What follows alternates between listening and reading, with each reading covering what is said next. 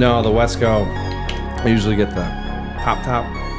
They didn't have it, so I went with cheap, and I was gonna get like a body armor water. It was like $1.50 more than this thing.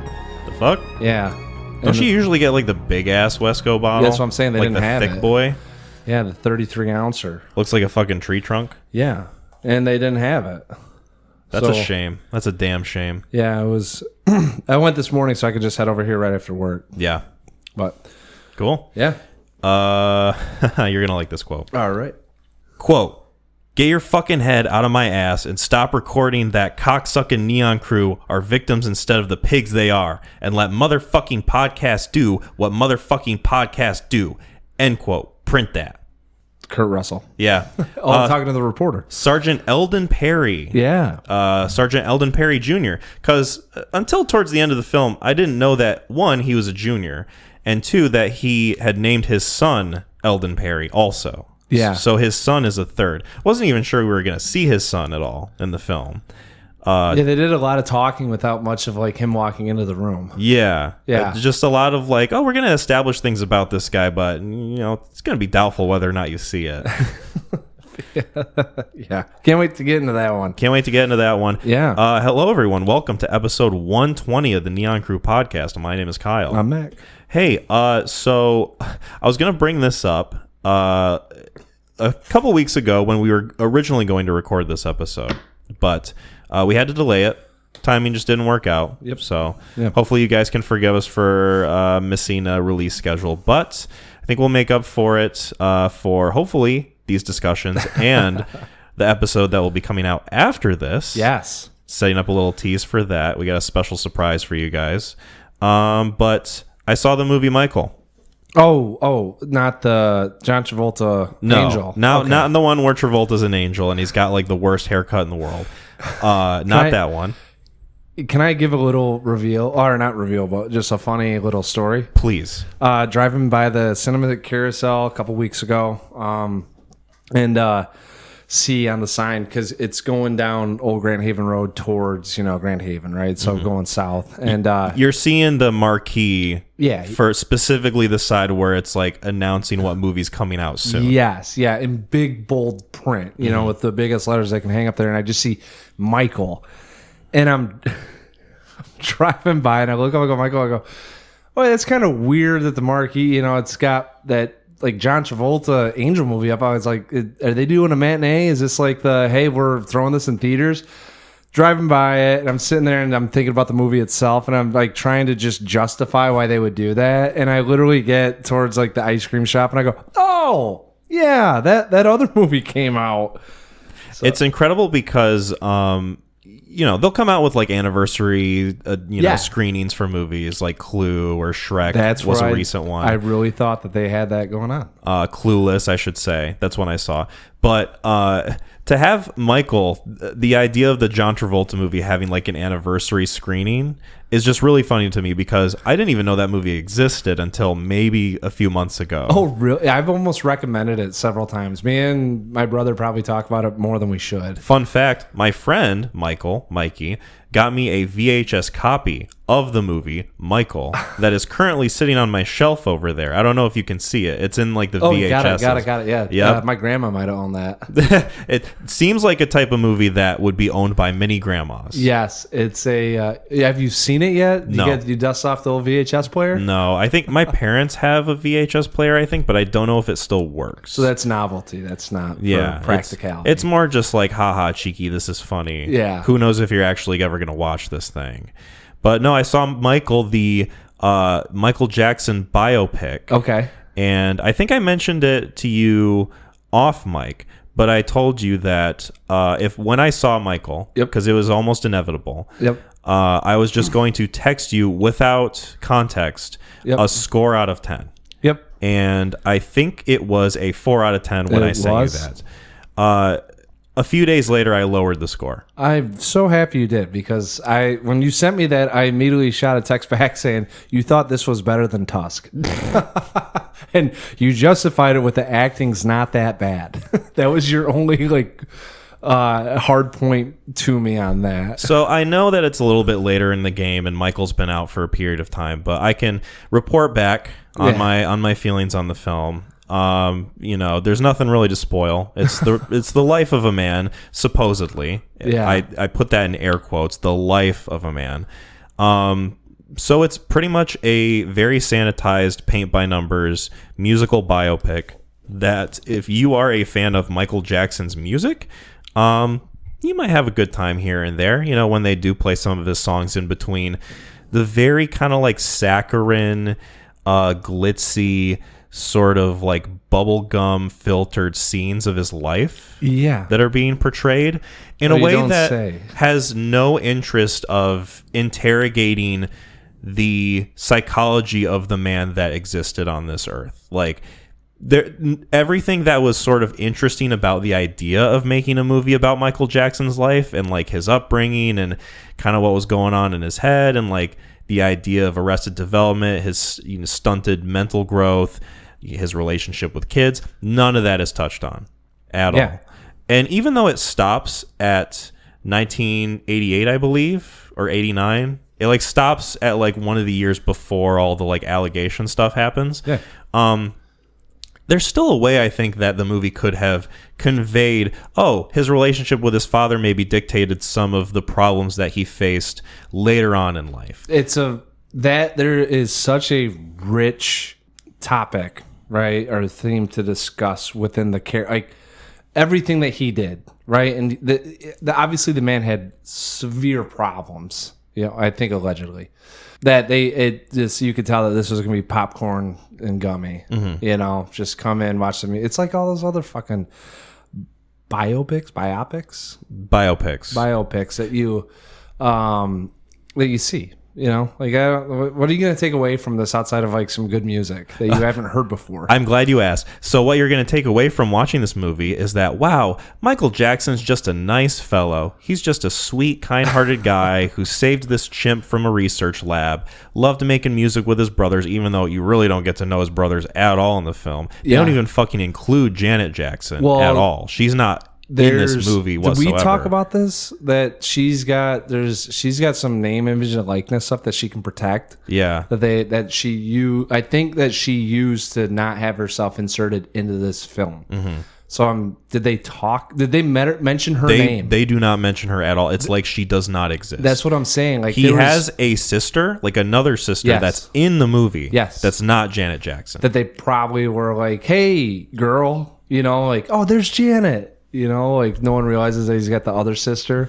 So everyone just assumes it's Janet. Janet's the sitcom character that goes upstairs and never comes back down. I'm pretty sure that I read somewhere, heard something that her and then one other member, I thought, of the Jackson family opted out of having their name, images, likeness being able to be put into the film. I wouldn't be surprised because the Jackson estate has such a control over the narrative of this movie and like how it's made. There was supposedly supposed to be like a scene towards the end of the movie depicting like some of the court stuff dealing with like the allegations, but they were like no.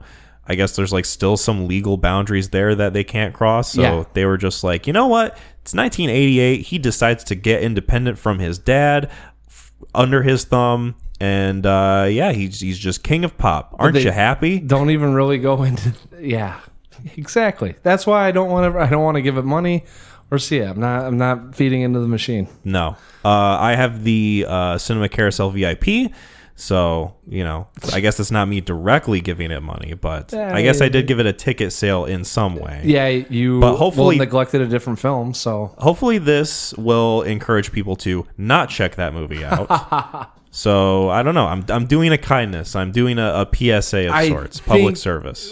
From what I'm hearing or gathering is that the people that like Michael Jackson are watching this, and the people that don't care are turning it on. And guess what? There's still a lot of people that love Michael Jackson because this movie made fucking bangaroo bucks. Yeah. Do you want to know the way this movie ends? It ends with him walking down a hallway. Spoiler alert. Sure, I guess. It ends with him walking down a hallway, and it fades to black, and text appears on the screen in like a glitzy transition. His story continues. Really? Yeah, like a fucking Avengers tease. Oh, they're gonna make a second one of these, huh? Well, so I think it Antoine works. Fuqua directs it. David Ayers writes it. It works two ways. That would be insane. I'd love to see it. I think it works both ways in that if the movie didn't make money, that's a certain phrasing that they can use to be like, story continues. If you want to learn more about it, you can read it on Wikipedia. Sure, it's like a museum exhibit. Right. But it also works in that if the movie makes a ton of money, which it fucking did, then they can go and make another one, and it just ties it into there. This thing sucks. It sucks big truck. Yeah. Big tailpipe. Yeah. You might as well. You're gonna get more Full value. load of exhaust. You're gonna get more value sucking on the end of an exhaust pipe than watching Michael. That's good. Yeah. The most I can say about it is that Jafar Jackson's portrayal of it is a decent impression. Enough to bump it over Tusk. I use the word impression very intentionally there because I don't think it's a performance necessarily. I just keep noticing you avoiding the whole Tusk Michael conversation. Are we having second thoughts about that, or is it inherently a better film than Tusk?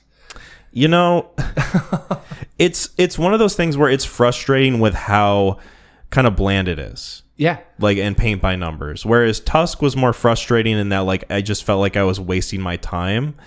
And you didn't think you were wasting your time? Well, I was definitely wasting my time with Michael, but in a way that's like, I'm just watching like someone play like the lamest sport. Isn't it like a 95-minute music video?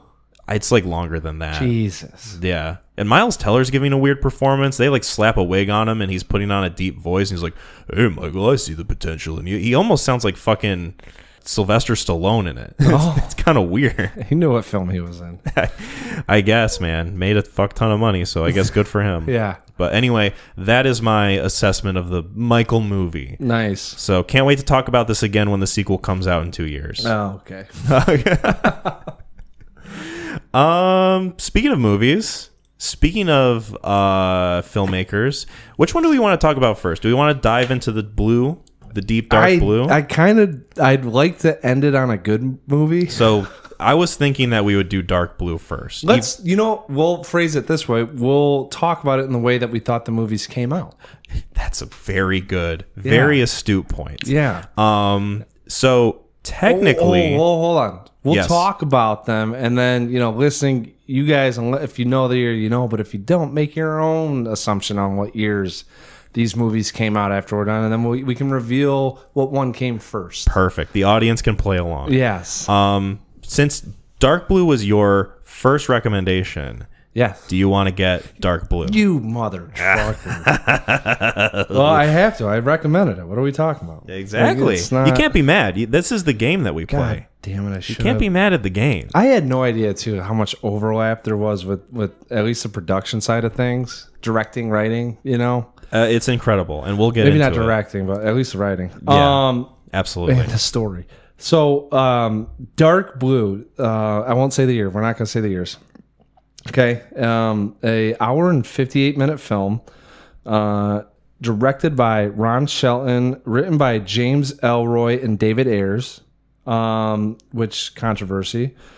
It is starring Kurt Russell as Eldon Perry the second.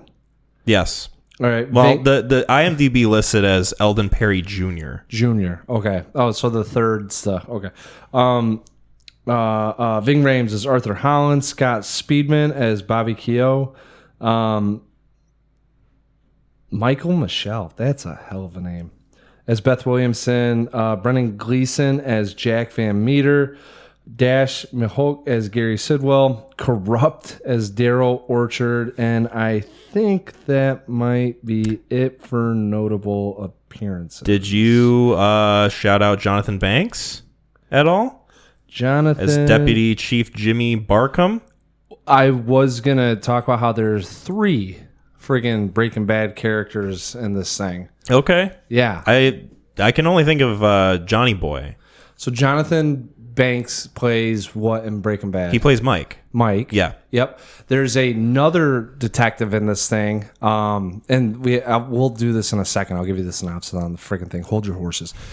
Be patient, guys. You know when Scott Speedman goes into the room and they're asking him for his comments? That's ASAC, whatever. He was Mike's boss. Yes, he was, yes.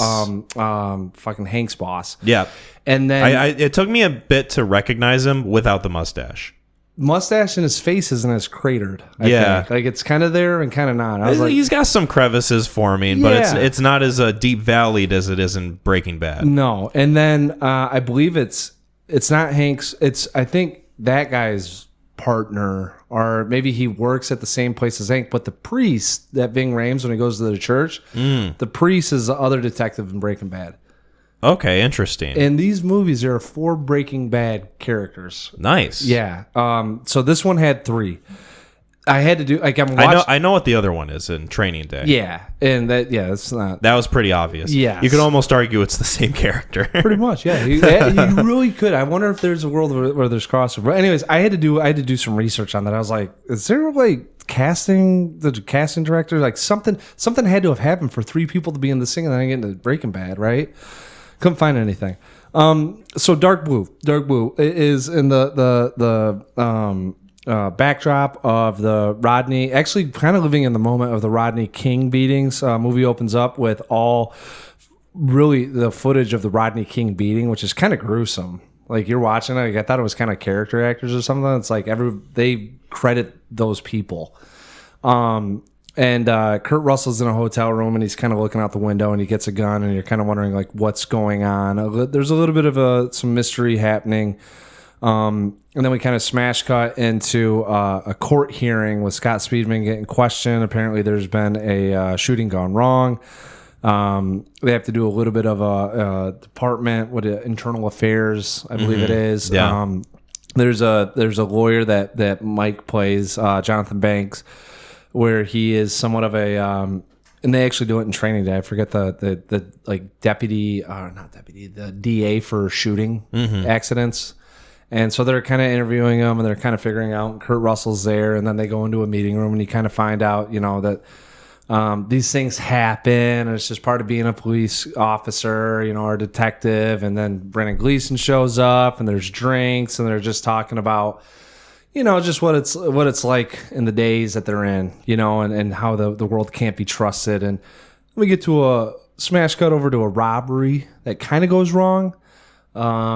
And it kind of just takes off from there. This is a armed robbery, murder, multiple victims, and Kurt Russell and Scott Speedman are tasked to figure out who did it, who could have done it in this corrupt world, and how do we stop these guys? So it just goes from there, and we'll talk about it. Yeah. So spoilers for Dark Blue. I will say, I think if I'm remembering right, I'm pretty sure it's intercutting between the shooting investigation and the liquor store robbery. Okay. The Jack of Hearts robbery. Yes. Oh man, what a friggin' God! That reminds me of LA Confidential. Yeah. And so, we were going to talk about this a couple weeks ago, but episode got delayed. So I watched this movie twice. I watched Good on ya. Training Day twice. And it was very, we talked about at the end of the episode, I think last time, sort of the relationship that these two movies have. And you had mentioned, Dark Blue came out before Training Day. So I figured, well... Yeah. We'll kind of like you see how the evolution of that unfolds. Yeah. And I was like, okay, cool, that makes sense to me. So I throw on Dark Blue first, naturally, because I'm like, okay, movie comes out before Training Day, and then I watch Training Day, and I'm like, it makes sense. Yeah, these movies have the sort of vibe of like, one clearly came out before the other. Yes, McLean, do you want to tell listeners what year? Oh, we're doing it now.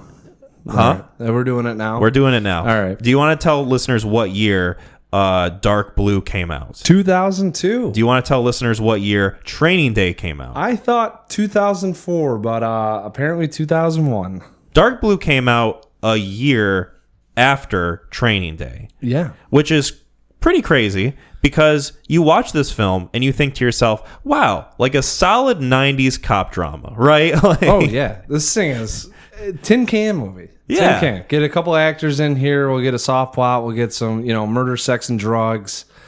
And then we'll kind of just analyze it against the world that we're living in. Hey, you want to know what was a crazy time? Let's throw it back in 94. Right. The LA riots. This movie is evoking sort of like the cinematic language of something like Strange Days, a movie that came out in 95. Yeah. That's also dealing with, racial inequality and like police corruption and the idea of like LA on the verge of collapsing. You right? talk about Strange Days more than I think I remember Strange Days. Which is funny because I think I gave these movies the same score, and it's really making me reevaluate my score of Strange Days. Now that's where you kind of get into that, like, man, I got to really think about how I'm rating these things. Right. Especially given the like what goals are met in each film or not met. Sometimes it takes a couple bad movies to watch to be like, oh yeah, that was a lot better than what I thought. Sometimes, man, and I think that this movie truly just made me kind of sit back and go like, is this good? A harbinger of self-reflection. Dark Blue was. Is this a good movie? Is Dark Blue a good movie? Is it like an okay movie? Is this kind of a piece of shit? I don't know. We'll talk about it. Yeah, we'll kind of figure it out as we go along. But immediately there's like an aspect of this movie that just instantly dates itself. Oh, yeah. Like the production value, the way it's shot, the way it's lit, a lot of the performances of this movie. No. Just like completely out of the depth of what they were going for. Mm-hmm. Like there's a lot that's being swung at that's just like completely missing the ball that's sitting on top of the tee. Well, and they, so one of the examinations, and they really want to bring up racial inequality and the LA riots and kind of what the corruptness of the LA police department was, and we'll get into Training Day too. When we talk about it, but there was a Rampart division. Mm-hmm. I think that's how it's pronounced. And I think it was called the Rampart Scandal, right? Well, that's a scandal without, or maybe I thought it was a division within. I don't know if that's an acronym or what it stands for, but anyways, they wanted to really invoke that and then kind of highlight it against what was going on with the riots going on. And I don't know what perspective we're looking at this from. Is it like from the we should be sleazy cops and this is what's going on? It felt very melodramatic. Melodramatic and like almost an oversimplification of a topic that has like way too much going on to portray this way. That's what. So in this one there is multiple things happening all at once with, like you said, oversimplification. I mean, it's like really they're going from point A to point B to point C really fucking fast without feeling justified with how they're getting there.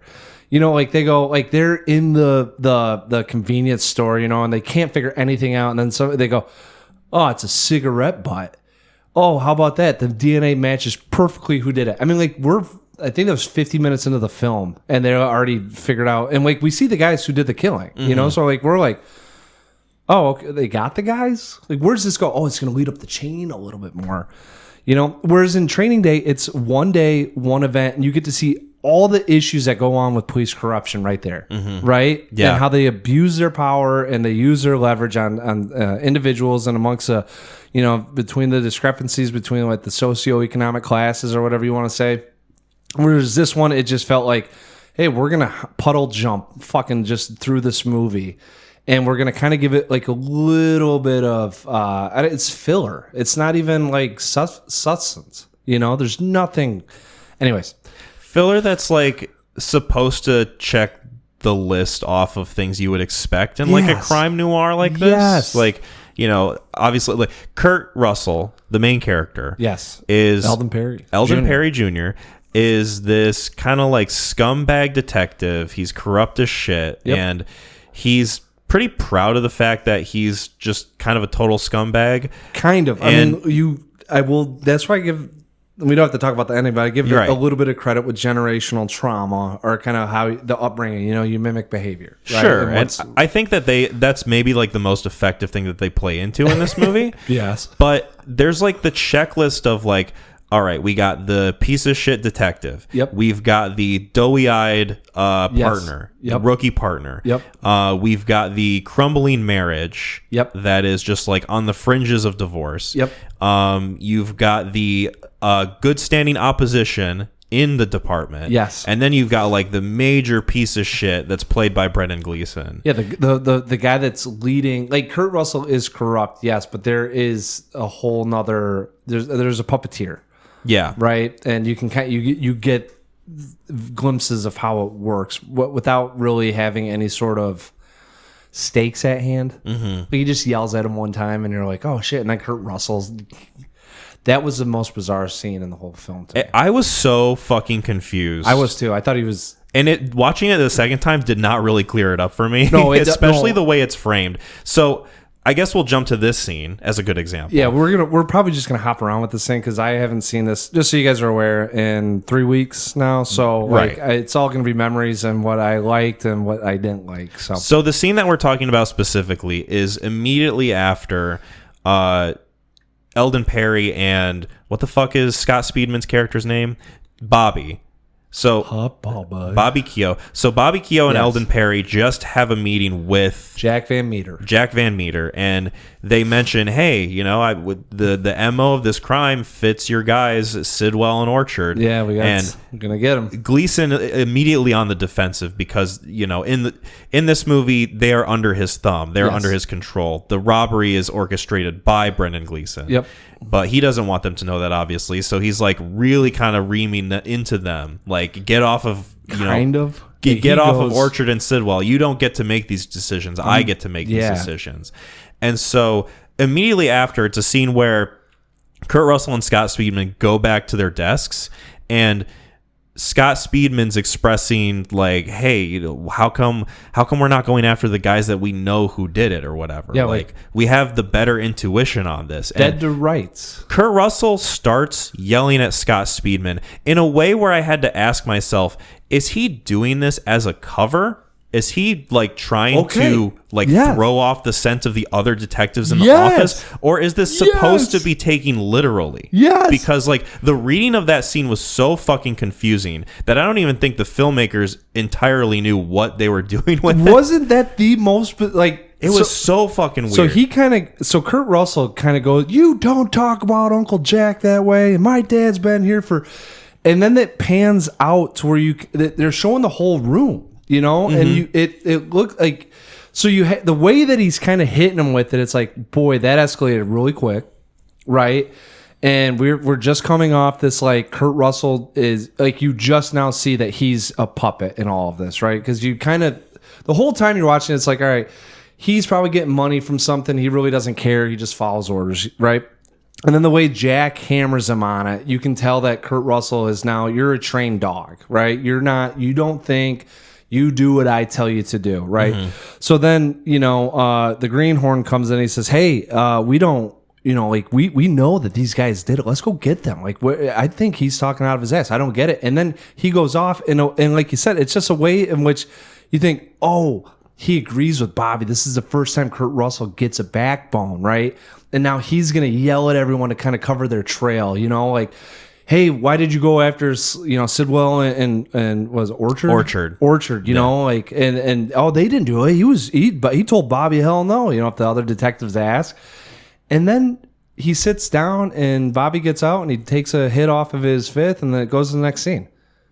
Like, was there a follow-up after that? Like, he just kind of goes off, sits down, and takes his swig of something, and then it's on to the next. I think we're maybe supposed to read the scene as now Kurt Russell is on the defensive because he's, like, internally struggling with the idea of, like, you know, am I about to, like, go against what I've been coasting on this whole time? Yep. And it read like the scene in The Batman where... fucking Batman and Gordon are in the interrogation room and they're like fake yelling at each other, but Gordon's like, you're gonna punch me in 5 minutes and you're gonna run out of here. Like, it almost reads like that, the way it's filmed and the way it's acted. I think the acting is what kind of sells that scene out. It's a little over the top, right? It's way over the top. And Kurt Russell, to me, in this movie is like floundering in so many scenes. That one especially, which is like it's the failure of the movie in not effectively communicating what it's trying to get across, which just leaves us confused because we're like, he's so passionate about this, it's like laying it on way too thick. for a character that is like way too simplified in order to like have us care about like a potential of depth that's being written for him, like I'm not buying it. I'm sorry. Like I was with you on it. I didn't. And it's he's kind of walking around like a bumbling idiot. Kurt Russell is like a bumbling idiot that's like way too confident and cocky. Well, that's what I'm saying. Like he's got the protection of the boss, right? You can kind of see he just does what he's asked. Like he's like bragging about how he's shot like 6 people already. He's like proud of the fact that he's a piece of shit. Yeah, and you think, all right, he is making decisions on his own, and then you find out he is the one he's the one doing the dirty work. And it just doesn't. Like you said, it's just oversimplified. Because then at that point, once you kind of realize it, you're like, all right, does he have any sort of autonomy or agency in this thing? Like, no, it feels like his character choices are just solely being dictated by the script. Right. There's like no. It doesn't feel like there's any like real kind of internal thought or agency. Or like real decision making. Right. It's just we're moving around pieces on the chessboard, and we're just gonna kind of see where it all plays out.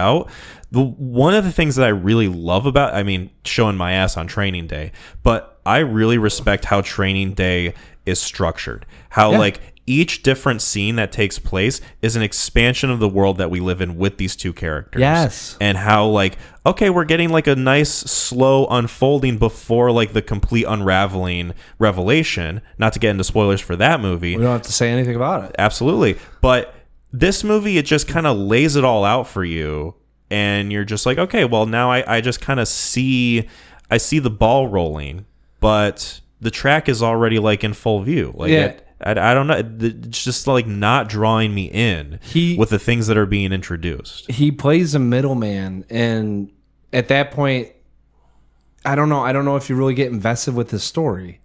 There's got to and I think the other problem too is that the internal conflict that he has isn't really expanded on or formulated. I think it's just plain just not acted or performed in a way that conveys that effectively. Well, I don't know. I don't know how. I guess in some fucking alternate universe, there's probably one where he does. But like.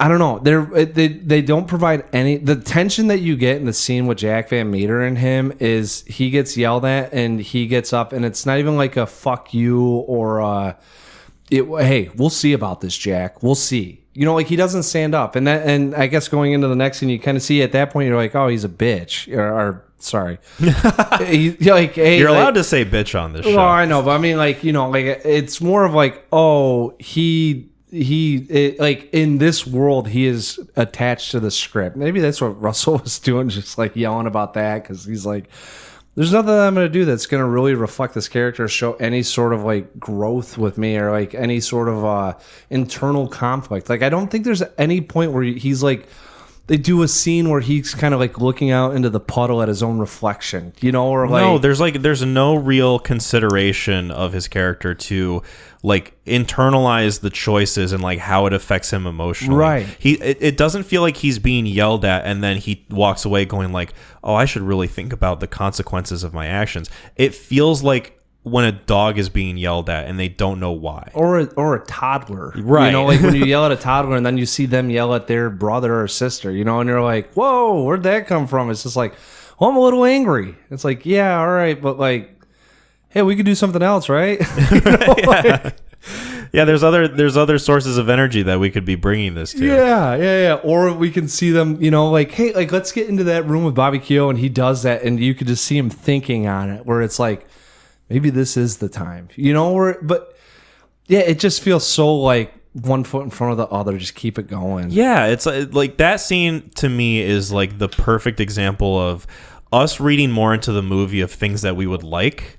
Like, oh, there's like more to this scene going on than what's actually going on. The fact that we thought that there was going to be like a subversion taking place is us like, oh, we're trying to find things about this film that are above the mediocre. Mm-hmm. So, we mentioned the production design. Yeah, how like we You touched on it. I think we talked about it out there too. But we talked about it out there, but I just kind of want to bring it into the conversation. No, that's what I'm go ahead, because I think it's a good observation with the film. How like this movie not only feeling almost a decade older than Training Day somehow, but the fact that there's almost like an accidental intention with at least the exterior scenes of this movie. Yeah. Because this movie takes place in LA. It's right off the cuff of the Rodney King beating. So when there's moments of this film that are being shot outside, it almost feels like a sort of Tony Scott thing of like, oh, oppressive heat, like really kind of extreme lighting, you know, warm colors. This idea that like this concrete slab of an environment is like super oppressive to the characters inside of it. And then you get to the scenes that take place in a house or like in the office, interior shots that feel like they are from a CW TV show. Yeah.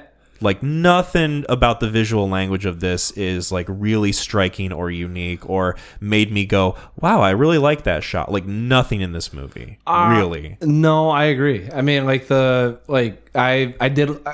will keep saying it. I kind of like the end scene. I did like the reporters in there and kind of like, you know, just getting the whole cast in there. But like, it's a podium. You could go to a high school and get a backdrop. Right. No, and then the church, I think in the church scene, I do want to say that they had to have been in some church because there is some like wide shots, you know, seeing people in the pews and whatnot. Mm-hmm. So that had a little bit of a grandiose effect and kind of like, you know, it felt impactful. I think Reverend Jesse Jackson is actually in that scene. He's like a real life figure. Oh, is for the like civil rights in the black community? Yeah, yeah. Ving Rhames. So I was reading too. Ving Rhames, I think, was the first African American police chief, and that's what he was. He was actually trying to play the real life. Like a real life analog. Yeah, is that what you say when someone gets when they're kind of. Like when someone's cast specifically with like the idea of a real person in mind, maybe they don't like exactly name them after the real figure, but there's like a comparison. Denzel kind of does it with his character in the next movie we'll be talking about. So we both read up on that. I thought I was going to be able to. Chief Arthur Holland, based on the late Willie L. Williams, who's the first African-American police chief of the LAPD. Yeah, this sounds about right. Yeah, I was about to say, there were 12 pieces of trivia on IMDb. Now there's 11. So I don't know if I accidentally deleted it off IMDb. IMDb they went through a cleaning phase. They were like, well, we got to get some of this cobweb out of here, man. No one's going to read this piece of trivia, right? Dust off the Blu-ray. Hey, what do you boys want to watch today? Dark blue. Who the fuck cares about this Crayola color of a title? So Ving Rhames does portray that. And yeah, going on to the set pieces themselves, no, the interrogation rooms suck. The courtroom, wherever they do their, you know, internal affairs, debriefing or not debriefing, but kind of I don't know if it's a trial. Was that like a courtroom? It's like like a courtroom. I think it's just called like a shooting investigation or like the board, like investigative board. Yes, and they're gonna have people. So, anyways, yeah, none of it. It's really weird, and I will give Ron Shelton credit for filming on location. I'm assuming. And finding some places within LA and filming in the summer to try to capture that. It has that feel. That's why I say that the outside shots of this have like a bit of an intentionality. At least it feels like it. Maybe it's completely accidental that it feels that way. I don't know. No, I bet you could say intentional, but I'm sure he was like, hey, we're going to film in the heat in LA, you know, to try to grab some of that, like you said, an oppressive atmosphere. I like that. Yeah, and because like one of the when they pick up that freaking gang member, oh my god, just some of the shit that happens in this freaking film. It's like it's unbelievable. It's almost like, because we can get into the writing of it too. David Ayer wrote the screenplay for this. Well, yeah, kind of. I mean, I guess he rewrote it and they just used his version. I think you read about this more than I did. I think you're more familiar with that. There's two writers on here, James Elroy and David Ayers. Mm-hmm. And I thought Ayers was the one that got rewritten from, and he only had it attached for some character development. Other way around. James Elroy wrote it. He and I was just looking at it, but he had it up against the 1960s riots with the Watts riots. It's kind of what Kurt Russell talks about throughout the film. Yeah, you know, my dad was around for the Watts riot, and I got to, took some pot shots. Guy went back inside the building. It collapsed. Yeah, and Ayers kind of brought it more to maybe modern times, I guess. With the 92 is in 92. I think the court hearings took place in 94. Well, no, the riots took. Is it the 92 riots? I think so. That sounds so. Sounds about right. Rodney King, was that 1990? I'm not well versed in that Tip piece in of your history. Hat. So, anyways, Elroy wrote it, but Ayers rewrote the script, and Elroy pretty much said, "This isn't anything of what I wrote, outside of a couple of these characters." So he took himself off the film and got away from the whole production.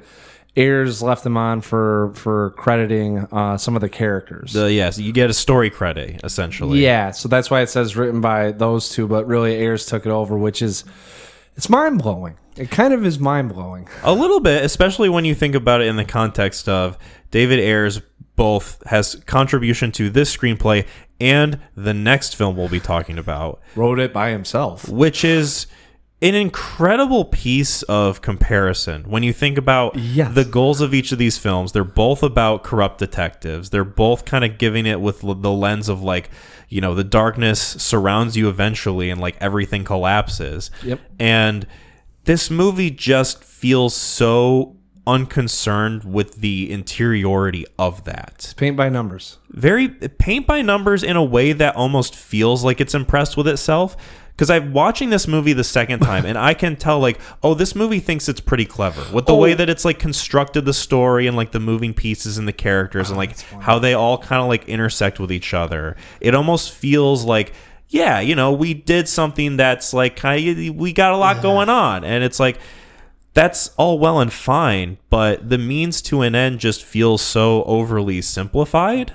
Oh, that it's just the way this unfolds is just kind of cool. I'm watching a TV special on CBS, a crime drama. It was so I didn't have that impression. I took it away from this is what noir and grittiness looks like, right? The seedy, the vile underbelly of the LA Police Department, and they felt hey, Training Day, scratch the surface. This one, we're gonna get into it, and let's show some real shit. They're leaning into the gratuity of that world almost, right? A little too much, little with the language that they throw around and them constantly using slurs and just all this shit. Yeah, and it so, and maybe I don't know if it's looking more so from the white side of it, with hey, let's look at the white males and that had the power in the department, right? And let's really look at how vile and filthy they are versus with the other one, I was looking more at an officer within what was happening.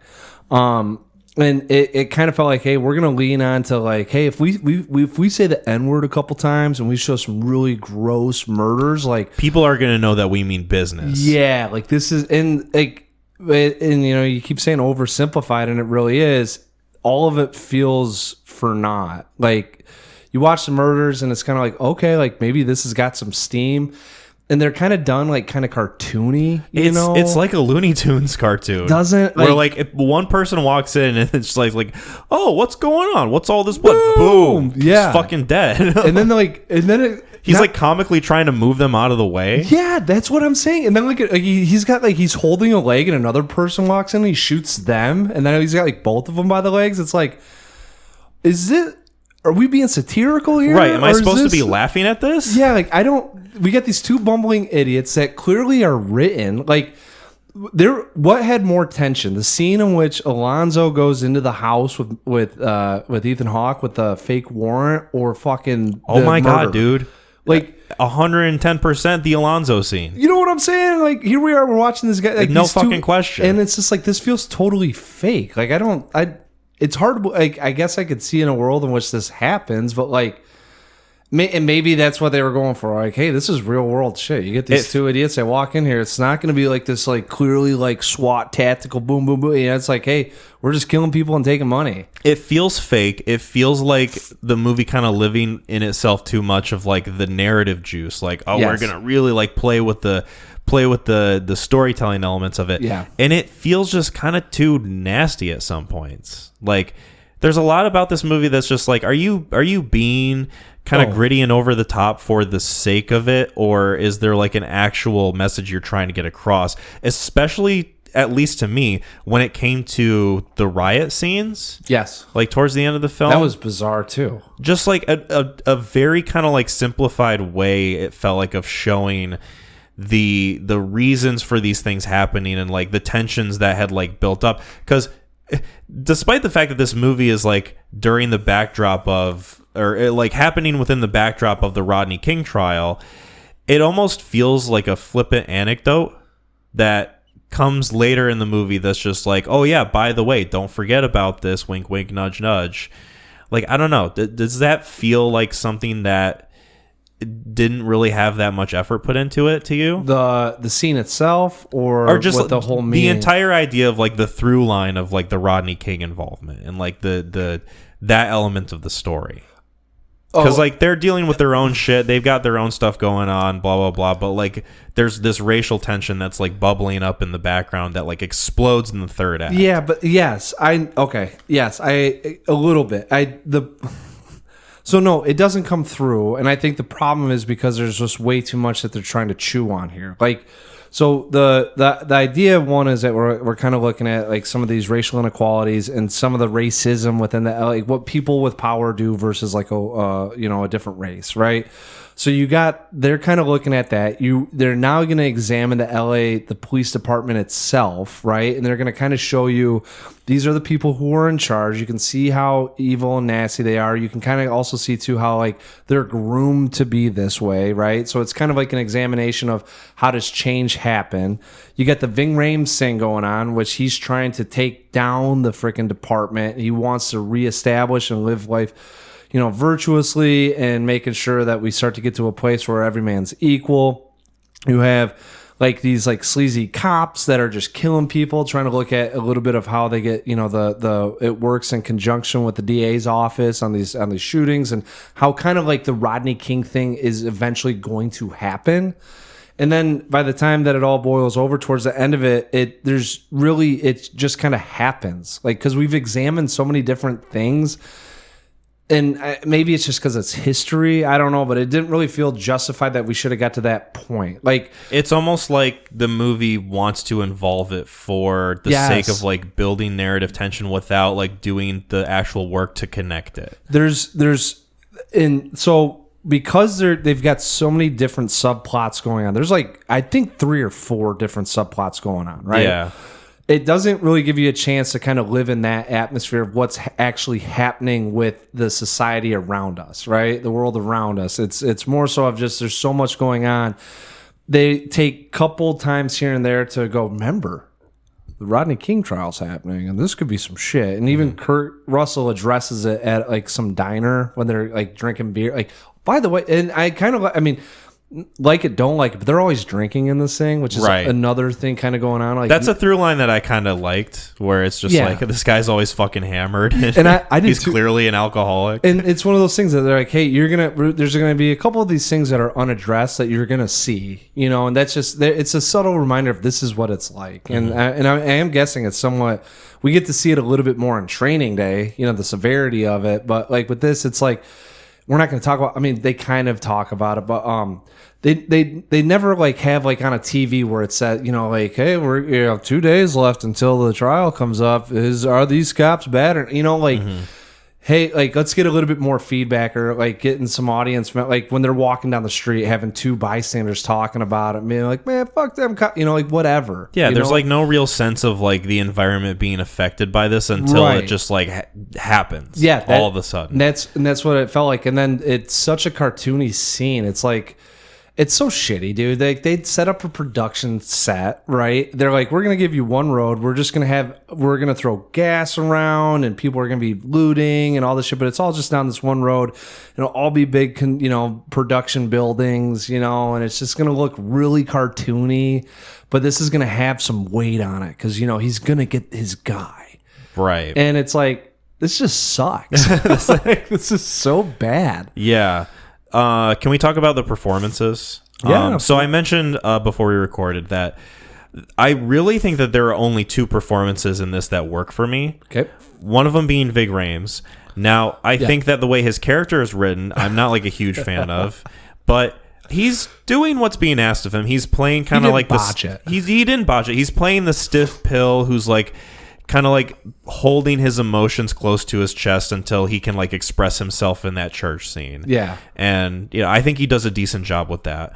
And then Brendan Gleeson, I think is just like ice skating over everyone else that's in this movie that is like struggling to convey like what their characters' ideals and motivations and like what their whole persona is. And then he's there and he's just like, I'm having fun being a fuckhead, and I'm just gonna eat it all up. He's the heel. He plays the heel really well. He's got that charming smile where he hits you with the dimple, and he's like, "Yeah, it's okay." And you're like, "You're a piece of shit." He can play a scene that is like objectively a pretty bad scene, like the one where he's talking to Kurt Russell and Scott Speedman. Yeah. Where he's like, "What is it with you two with Sidwell and Orchard? Like, what is it?" And he plays it in a way that I'm like, I like watching this. Oh, yeah, I like watching this just because of him. And he does a decent job of like getting through this otherwise like kind of shit scene. Oh, it was all of my shit scenes.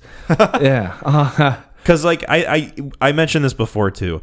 It is incredible how much Kurt Russell is struggling in this movie or just like completely misdirected in what feels like him nailing what they wanted, but what they wanted just was kind of simplified. I don't want to say, I don't know about nailing.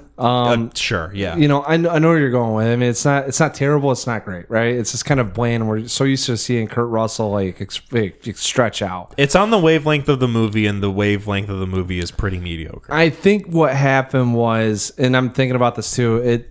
Gleason and Ving Rhames both in the archetypes that they're playing, right, have the easiest roles essentially. Like, just don't mess it up, right? Because Ving Rhames, and he does have a little bit, and that's another thing too. Like, I'm like, I guess this guy's probably trying to do something, but they don't really. Maybe they did, and maybe I missed it. But like, I'm trying to become police chief. Like, I'm gonna do really well. Like I'm bringing like.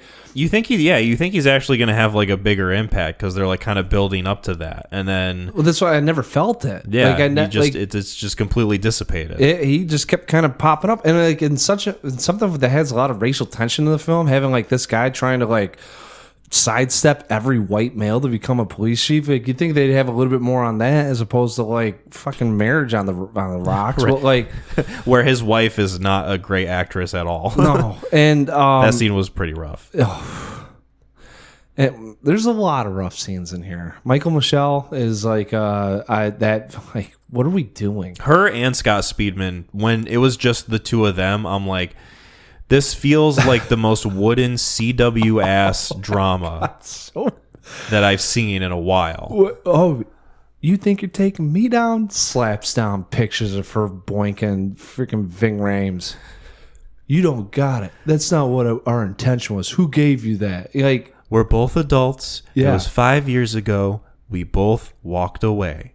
And it's I can tell you're trying to be like kind of intimidating, but like, subtle in the scene, and it comes across as you guys not really knowing how to convey it. Well, not only that, but like, hey, like, I can't remember why they were like, we're blackmailing Ving Rhames now. Like, I don't remember the whole thing around that. It was like after they had the confrontation in the elevator, like him and Brendan Gleeson. Oh, that's right. He goes, Orchard and Sidwell going down, like something like that, or like I don't. He says like, you're going down. Like, it's we can do this the easy way, or we can do it like gentlemen, or we can get into some real shit. Yeah. And Brendan Gleeson calls him a slur. Yeah, that's right. And then that I think motivates Gleeson to blackmail him with the pictures, or at least get under his skin. I think the whole goal of it was just to get at him. Well, yeah, but it was like, hey, we're gonna intimidate you out of here. Like, we're gonna put your marriage on the rocks. You have no, like, get out of town, right? Like, we're gonna. Okay. Also, and I know we're bouncing here, but that's like, fine. Hey, we're potentially like, like, he does. I think that's after the church scene, yeah. So then he's like, I'm coming for you, Brendan Gleeson, Jack Van Meter. Jack is like, fuck you, right? And then he goes, oh, by the way, we have dirt on him. Like, everything just there was no, like, real thoughtfulness or strategy from going from scene to scene. It was just kind of like, okay, Van Meter's got to get out Ving Rhames. Oh, show him fucking that girl and give the pictures to his wife. And it's right. But we're also going to have Scott Speedman be involved because they're sleeping together. Yeah. And it feels like simplified character connection. It's so stupid. Simplified plot. Like, at that point, 5 years ago, maybe he's going for a police chief. Maybe someone knew. Maybe they did do that. But, like, have a little bit of a build up to, like, hey, they've got a connection, And they kind of.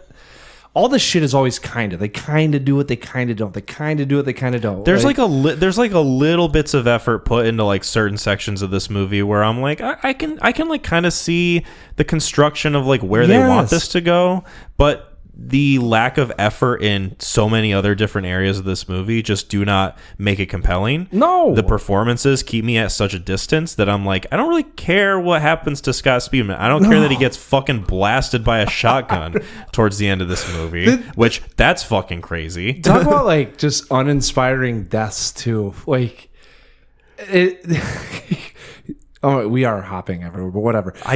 Honestly, this movie hops everywhere. It does. So. It really does. We're doing exactly what the film did. It's like, hey, we're going to kind of hit on this thing, but we're not going to expand on it because we have to go there next. So just remember, they had a little bit of a affair, but Scott Speedman is going to shoot the homeless guy. Right? Like, we're just, and we'll come back to it. We'll come back to it. We'll kind of talk about it. Oh, us coming back to it? Yeah, we're giving the extramarital affairs fucking pictures over to his wife. Okay, that's how we're going to hop back into it. We won't expand on it anymore. There's not gonna be any more discussion. We're just going. But yeah, Scott Speedman running in, boom. I was like, oh, that dude's dead. Like, it wasn't like oh no, the last thing he says is, I ratted you out, Eldon. That's what he said. Go fuck yourself. And it's Kurt Russell looking like the most uninterested I think he's looked in the entire film when he's like staring at his dead body. He like kind of looks a little bit regretful, but I think it's more of like he's gonna have this moment of clarity. Maybe he's gonna realize all of his actions have led to this guy dying. But again, it reads like a dog not understanding what's going on. Like, is this my fault? Like, yeah, why? I think he honestly had the hardest role to hit, like with the confliction of emotions, right? Between what I've always known to do and what I'm starting to learn of, my actions have consequences. And he doesn't really do an effective job of making us believe that he's learning anything. No. Right? Like, it just kind of happens. I think he's sitting in a car after his wife's like, I'm leaving you. And he's like, oh, man, I really fucked up my life. I'm just going to be frank with you right now. Yeah. The scene with his wife leaving him, I think, is my least favorite in this movie. Oh, really? It to me represents everything that's wrong with how he's trying to play the character, like what the goal of like getting that character across is. Yeah. And the entire movie just kind of feeling obligated to include this scene in where it's like, yeah, the wife is leaving him because he's too much of a piece of shit. And her acting is maybe the worst in the movie, in my opinion. Yes. When she's like, you get back here. You wanted me to read it, so I'm going to read it. Yeah. And it's like, there's like the lack of real passion palpable passion in this. Yeah. Just like does not hold a candle to anything that we find in Training Day. No, it's like even the fucking performance from Cliff Curtis, a performance that I don't really like that much. Spoilers for my thoughts on that specific aspect of Training Day. Oh, Cliff. Yeah. I think like he's doing a much better job than you are in this scene. Oh yeah. Well, it's fucking incredible. He actually is kind of the. Anyways. Yeah, we'll get into it. We will. Yeah. Like that scene just totally is just like, this is needless. This is like completely pointless to anything that's going on. And the goal of it is to like make us, I don't know, like understand Eldon Perry's like perspective or like his line of thinking or like his feelings at the very least. And I'm not getting that really at all. Well, and he doesn't do anything where it's like, I really love my wife. I love my family. It's unfortunate that I have to do these things to provide for them. And they don't like. There's a person in Breaking Bad where you clearly see and you get that, like, I know what is going on, right? And everything he does is churched up because of that, you know? Whereas in this one, he doesn't, it's like he doesn't justify himself, and he doesn't like go like, you don't know what I'm dealing with. You don't know the things that like it's. Well, he's like you mentioned it perfectly. He's just kind of an idiot. Yeah. In that, like, he's proud of the shit he's done, and he doesn't recognize that other people think it's horrific. Right. And then, like, that is supposed to be his epiphany moment, which I would have more of a sympathy or understanding if he had any sort of chemistry or shown his love for his family. You know what I like? Okay, so he walks in the very first scene. She's sitting there eating. He walks in. The only thing he says, I'm sorry, I have to bring this up. No, you're good. The only thing he says about his son is, "Wow, I'm glad he's not a at least." Like that's what he said. Yeah, because they found that his son was like looking at porn or something on like the pay-per-view. Yeah, that's right. Yeah, was that was in that first scene, right? Yeah. Yes. Yeah, I thought she was like a mistress. I was like, oh, here he is. Like, he's at the side chick's house, right? And then I don't think he goes, hey, wife, or anything like that. Like, it's just assumed. Like, I think once they start talking, you realize, oh, okay. The only reason why I'm saying it like this, too, people could be like, yeah, you're an idiot. No, I'm not. He plays a sleazeball who loves to drink on the job and owns up to being a piece of shit. So there's nothing for my assumption to make that this isn't like a side chick or someone he's cheating on with, right? Like, he's deplorable. Like, I didn't think he had a family. And I didn't realize he had a son until they brought that up. I'm like... Right. And you also don't have a sense of how old his son's supposed to be. No. I was picturing him being like 10 or 11. I thought he was like a baby. Like he's getting brought into this world. He's going to mimic my behaviors now, right? Like... I would have gotten so much more behind that setup if they were like, what I do and that realization it will impact his generation, like for him to come up. The kid's already fucking 16 or something. Like, he's already got an idea that you're horrible. He says in his speech towards the end when all the like press is there, my son smartly doesn't want to be a cop. And it's like, okay, then there's like no real struggle there with like your relationship with him. Yeah, I guess it's just I think he's like dying on the cross is that whole reason for that. That scene, the first time I watched it, I thought, it's a okay, like decently made, unique way to end a film. It's not my favorite, but I can see it getting to this point. Yeah. And then the second time I watched it, I like really kind of soured on his performance in it and the goal of the scene and how it plays out, because he's just kind of like laying it all on the table, but he's doing it in a way that doesn't feel like it has any weight behind it. Like there's nothing that he's saying that has like much of an impact in the moment. Like he's just kind of flipping it off, like rapid fire laying out all his sins while trying to take down Jack Van Meter. And I don't know. To me, it's just like this reads like you don't care about what you're saying. So you're not having like a real revelation about like the character that you are or like what's going on in your department. You're not like really taking anything away from it.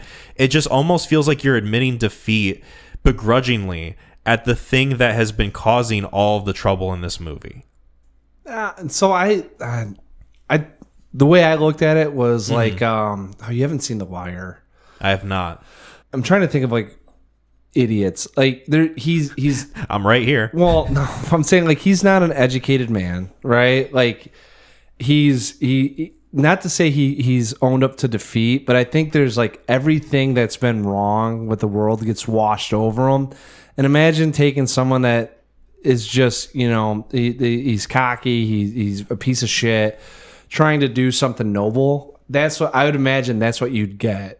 Someone that looks like a drunk up there talking, trying to be taken seriously, and just doesn't know how to put the right words together to get people to buy into what he's saying. Mm-hmm. That's how, like, he's up there floundering, and he, like, to me, it felt like, all right, he's trying to connect the right sentence for people to believe what he's doing. I think the only real issue I had at that, and I think it resonates, and I think it's crappy, but it resonates in the sense of, someone's got to arrest me. Someone's got to arrest me. Someone's got to arrest me. Because it's this guy that no one's ever taken seriously trying to do something noble for the first time. Mm-hmm. And that's when they're like, oh, he's a drunk. He's like, get off the stage, Eldon. And he's like, arrest me. And they're like, God, there Eldon goes, fucking the fifth deep. Eldon, go home. And it's just, it's him trying to convey to everyone. And that's what you'd get is like, you're suffocating, because you can't. No one wants to believe you. It's like the boy who cried wolf. Like, yeah, and he's finally doing it for the right reason. So that's why I dig the scene, is because sure. To me, that's how the performance came off for me, and I was like, okay, like that. He's doing something right for the very first time, where it's not cartoony. It's just to me, it's mostly just frustrating because there's no indication of like a real change to me. No, especially for a character that we're supposed to recognize as having like some come to Jesus moment, or like an epiphany, or like some realization that like he's supposed to change his ways. I think they did that with the wife divorcing him scene, and then he's going to get Speedman so they can take down Orchard and Sidwell, right? And I think the reason that's why that scene sucks, because they're like, hey, this is it. This is he figured it out. And hey guys, he just flipped it like that. And it feels like, in a similar vein to the scene where he's yelling at Speedman, it feels like something that is just completely missing the mark of what it's intending to do. Yeah, I agree 100. That's why I was laughing. When that happened, I was, this is for me too. And I could be off, but that's how it felt, is that was his epiphany. That was his moment. That was his, I'm going to do the right thing for the first time. He tries to, and then ultimately the Speedman thing shows him, hey, your actions have consequences, and this guy died because of you, because you didn't take action sooner, right? And that's where he gets a moment of clarity while he's looking at him, and that really confused, like, he's dead. What did I do? What does this all mean? And then he gets pissed off, Kurt, and then we get down this really weird production set into the riots, who cares type deal, and a really cartoony chase down. And then he gets to at that point I was like, this is going off the rails.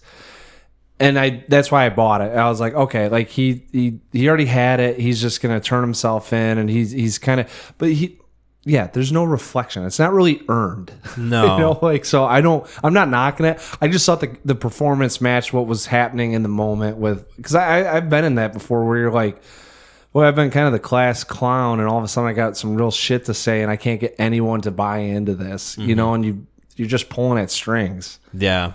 I think there is something to be said about like the desperation in that scene that I can commend and like kind of get behind, especially now that you've articulated it in a way that makes sense. Yeah. It's still, to me, an unsatisfying way to end a film.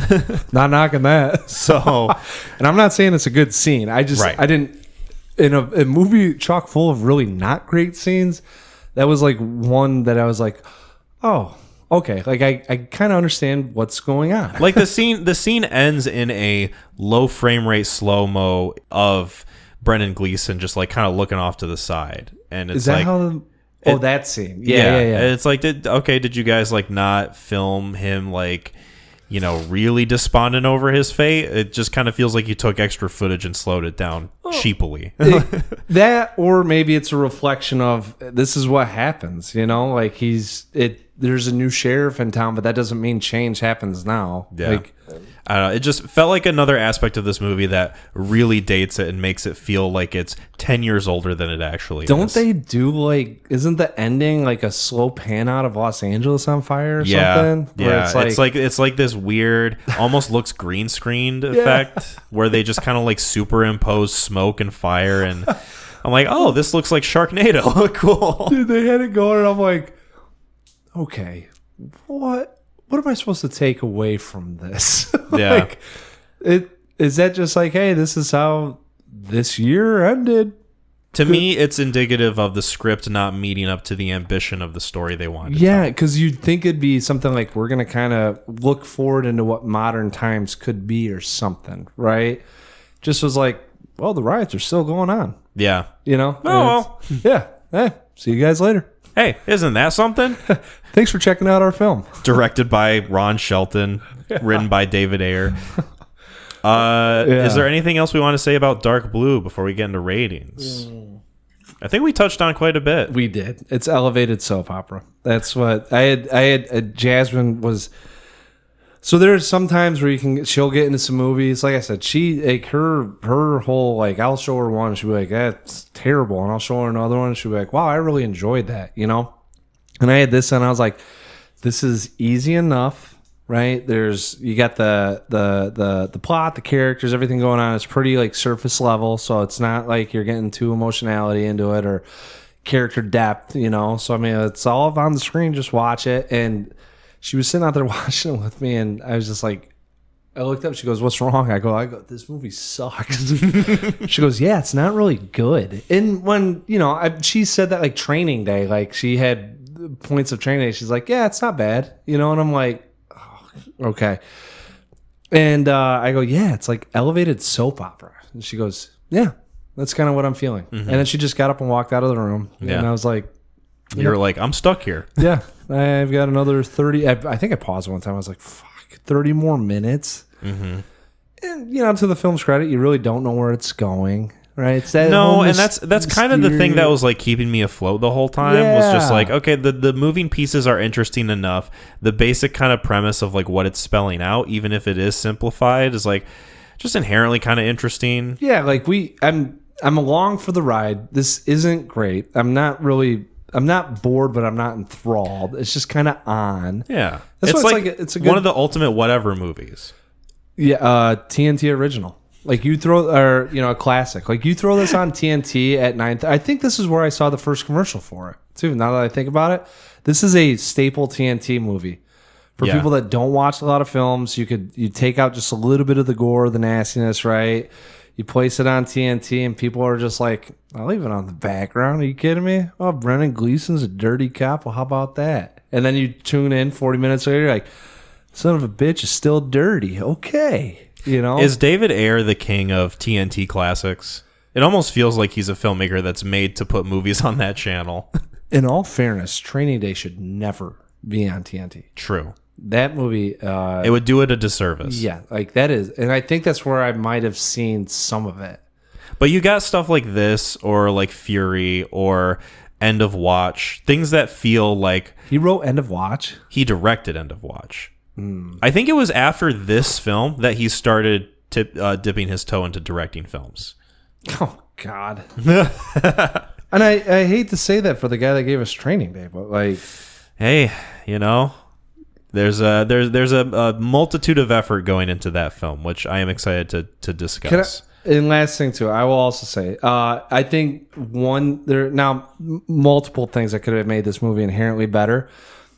If they didn't have Brendan Gleeson in the first fucking 25 minutes meet up with the bad guys, they could have easily strung out how bad is this guy. I thought about that when watching it the first time, thinking to myself, that's quite the choice that they just kind of like whole ass show that he's like the biggest piece of shit. Yeah. And like oh my God. I mean, maybe it would have been too much like Training Day. I don't know. But like they easily could have like played that off. You know, you get on the phone, those guys are talking to him, but you don't know who they're talking to, right? And then you kind of just have it play out a little bit more into that because they find out it's Sidwell and Orchard after 50 minutes. Yeah. Maybe an hour. There's still like an hour left.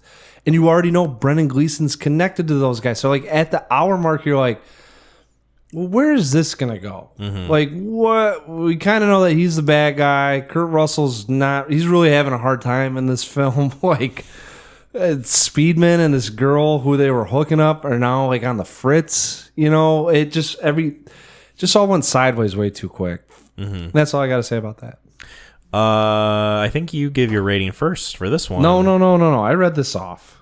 You did read this off. Yeah, you oh go shit, rating I go first. Damn, I try to trick you. Yeah.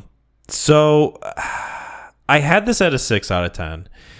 The first time and the second time watching it, but really this discussion, I think, just kind of solidified the mediocrity of how I feel about this. Just sort of the just like bland, kind of forgettable nature of this movie as a whole, where it's got things going on that I enjoy, that I think are like, okay, this is effective, like the oppressiveness of the environment, the kind of like, you know, the way in which this is being conveyed, just like textually in the film. Yeah. But the acting just doesn't really meet with the level of its ambition. The script certainly doesn't. And to me, this is a movie that I think is going to leave my memory palace in 2 weeks' time, I would say. I'm giving this a 5 out of 10. Nice. This is like pretty down the middle, like probably not going to want to see this again. You've watched it twice. Well, kind of had to because we delayed the episode. But, you know, I think it helped with the discussion. Yeah, so, no, I'm glad. It has its value that way, at the very least. Yeah. Yeah. I'm finding out that this dude is not my guy.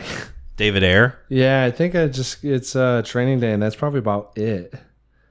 Right, and he didn't even direct that movie. No, he didn't. No, and I personally, I think The Beekeeper is a guilty pleasure movie. Okay, like that's like a fun kind of piece of shit.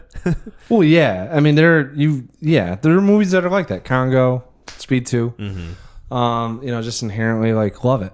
So a movie that has way too much thrown in there, and perhaps it felt melodramatic from archetypes playing archetypes. Like there's no emotional depth with the film. Kurt Russell, even talking about it right now, really feels like a puppet being guided throughout the thing, which is really unfortunate for him. We kind of mentioned, you know, not having any sort of agency in this thing. I mean, he's really just the guy that we're following that's taking us to bad event after bad event. I thought it was totally cartoony. I do like like you said, the environmental scenes, you know, being outside, kind of filming on location, or maybe even some of I don't know if they were towards the end, Sidwell and Orchard, if they were on sets or if that was actually a neighborhood. But I like that. Yeah, the script's really shittily done. It feels inappropriate just to have the Rodney King thing thrust in there. And maybe, I don't know if he was looking at white men in the LAPD as being, you know, like really shitty, or trying to just justify how they got to. Like, so the message wasn't exactly clear too on how I should feel about what was going on. Now I know how I felt about seeing it, but the way it was portrayed kind of made it feel satirical. What is this movie wanting me to feel? Yeah, and that we talked about it with some of the scenes where it's like, this kind of feels like maybe it's Russell just doing it in justice, but like, I'm split with what I'm seeing here. Like, are they poking fun at this thing, or is this like some real life shit? I don't even know if the score was any good. Can't remember much about that. Dude, I thought we didn't even talk about it. The music choices in this, I felt, were totally out of line with what the tone of the film was. That's what I kind of remember, and it's like playing this like kind of almost like 80s drum, kind of like crashing beat where it's supposed to be like a serious scene. Yes, I was about to say there were a couple scenes, if I remember right, where it does not match up, and I'm like, I don't... Specifically, it's the Jack of Hearts killings. Yes. Like, that scene takes place, and it's like, these horrific murders are going on of these civilians walking into the store, and it's playing music that sounds like a ripoff of a John Carpenter score from Escape from New York. Oh, it's like fucking weird. Yeah, it's not... Yeah, so the whole movie's misaligned. We'll just say that. Let me double check here. Max getting an insight into his score. Well, I graded. I mean, I gave this thing a I bumped it down a notch. Okay, good. I had it as I don't know. I had it at a 6 out of 10, and I think after 10 minutes, I was like, this is a 5 out of 10 movie. This thing, it's hard to get into the 4s and the 3s. The 4 really, 3's piece of shit. 5 is like you're hitting the Mendoza line, if you will. That 4 is the bubble. I don't know how many 4s I have. This may be a 4. Like it's yeah. I could absolutely see that. It really has nothing behind it, and not mad that I picked it, but like also, like I said, I had this thing picked out because I remember seeing it, when I was a young lad, being like, "Whoa, that's gonna be so intense!" And dude, I saw Training Days like 2 years after that, and God, I wonder what my life would have been like had I seen Dark Blue as opposed to Training Day. Right. Alternate Mac. Yeah. Bizarro Mac. Your name would be Cam. Yeah. Yeah, for some reason my government name's just changed. It's just backwards. Yeah. It's just backwards. It's not even like clever. No. You've got brown hair and perfect vision. Yeah. Yeah, so anyways, 5 out of 10. And like I said, it might get bumped down to a 4. Hey, that's totally fair, man. I think this is one of those movies where we are pretty much just on like the same exact wavelength. Yeah. Cool. Well, speaking of David Ayer. Yeah. David Ayer wrote the screenplay for the next movie we'll be talking about. Of course, kind of has a similar vein. Corrupt detective and a doughy-eyed rookie. Of course, I'm talking about 2001's Training Day. Training Day, directed by Antoine Fuqua, written by David Ayer, stars Denzel Washington as Detective Alonzo Harris, who is pretty much kind of a bastard. Yeah. Kind of a not so nice detective man who is training this officer who is is hoping to get his own squad one day. Bright-eyed officer Jake Hoyt, played by Ethan Hawke. And the movie just chronicles the first day of Training Day that Officer Jake has to go through with Alonzo, who is, kind of showing him the ropes of what it's like being a narcotics officer. And you get to learn a little bit about Alonzo's character, his standing within the city, within the police department itself, and within the environment, the neighborhoods, his relationship with the mother of one of his children, because he says he has 4 sons. Yep. You only see one of them. Yep. This is kind of a character study in the vein of Alonzo through the eyes of Ethan Hawke. And I'm glad that you paired this. Yeah. Because the David Ayer connection, I didn't even realize until I think yesterday that he had involvement with both of these films. And the quality and the story, the acting, the just kind of overall gist of this movie feels almost the complete opposite of Dark Blue.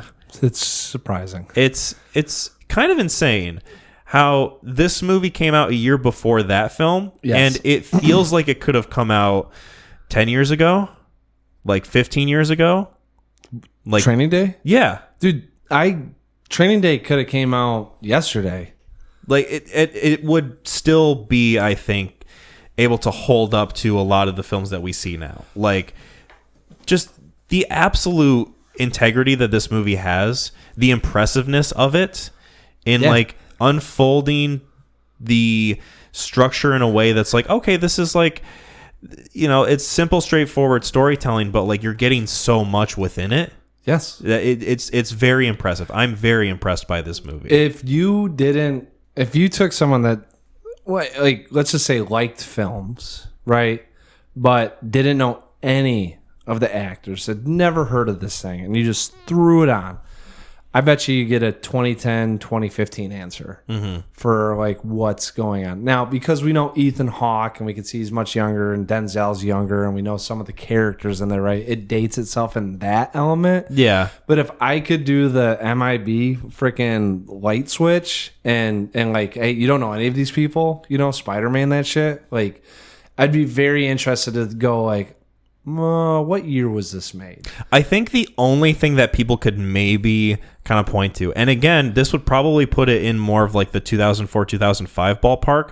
cell phones are the cell phones. Yeah. Like that's really the only thing that I think makes this movie like obviously in that time period. But again, that's giving it the grace of like, oh yeah, this could have been like a few years after it actually came out. Yeah, well, and those like the flip phone stuff's like coming back too. Like I don't know. Yeah. I mean, I've seen it more. I mean, that would, but like it feels kind of like a Breaking Bad element too. Like if you did Breaking Bad and was like showed someone that they had no idea what it was when it, you know, who like I feel like Breaking Bad, someone would be like, oh, that's got to be recently. Mm-hmm. You know, like if you just did the preface of like, hey, this is not set in like a time slot that people want you to know about. And you could kind of easily assume that's like, okay, because they're cops and they're dealing with like criminals, you're going to see a lot of flip phones because the idea of like, oh, people have burner phones. Yes. Like, you know, don't have like your real connections involved with the work that you do. That's what I'm saying. Like if you told someone that and said, hey, this is going to look at modern day LA, I don't think they're going like, I don't know about that. Now, maybe some of the language and some of the tone gives it away. But like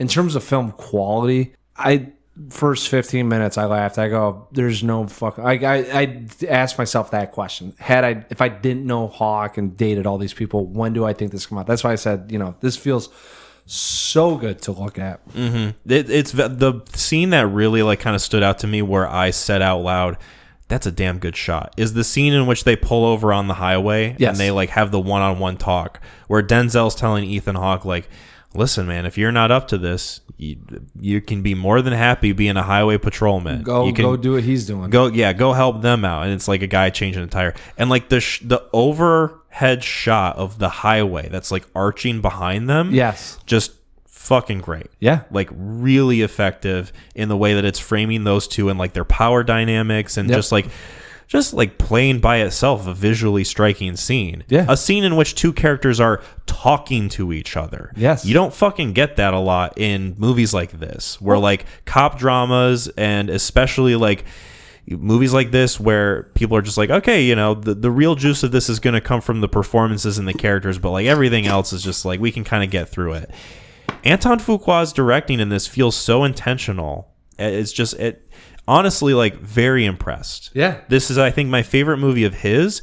Might honestly be my favorite Denzel performance. I mean, that's something that we can litigate the further we go along into this discussion. Yeah. But teaser. I don't know. I really enjoyed the two times that I watched this. And I treated this the same that I did with Dark Blue, in that I watched this again in preparation for our new recording. Now, I think you've probably seen this movie more than I have, right? Like, this is one that you caught kind of early on. So and probably the reason why I'm like 2004 is I think that's the first time I saw it. Mm-hmm. It was like, HBO 14, throw it on. I was like, well, and I didn't catch the diner scene or like the whole lead up. I think like I turned it on right before he started smoking PCP, and then we get into with Snoop Dogg. I think it's and I was like, Denzel's kind of weird and like dirty and like I don't know what's going on, and like the party scene at the end, I was like, that made me feel not great, which I got a story on that. And I was like, it was an okay film. And then not too long after that, watched it, and I was like, okay, like I like Denzel, like he's a badass, and then I remember in 2017, 2018, I threw it on because I hadn't seen it in forever. And I threw it on. I was like, man, this is a pretty clean plot, clean story, and I still wasn't like paying attention. This is the first time the 4 times I've seen it, like I'm going to pay attention, right? I want to catch everything that's going on. And how fucking tight this story is with everything going on. And then also tying in a lot of the problems that the police department had and the subtle events that like you just see, right?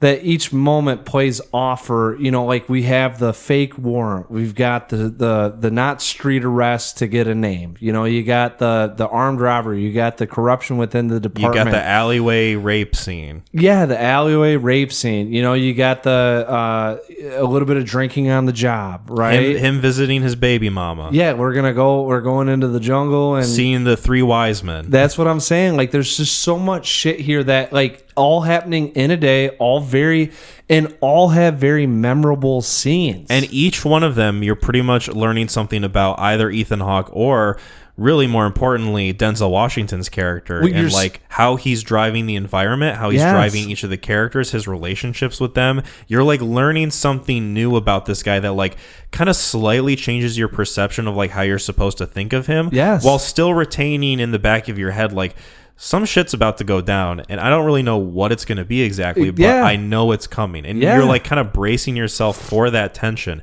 And the structure of this movie is my favorite thing about it. Just like the absolute effectiveness of that kind of like getting it. Piper just scratched the shit out of my leg. Nice. So if you hear something like skin tearing and me crying, that's what it is. But the way that this film just kind of like builds itself, where it's like what you said, very kind of simple, straightforward storytelling, but like with a lot of depth, and a lot of like intentionality and effectiveness. Like, again, I'm just going to keep using this word, super impressive. Very impressive movie.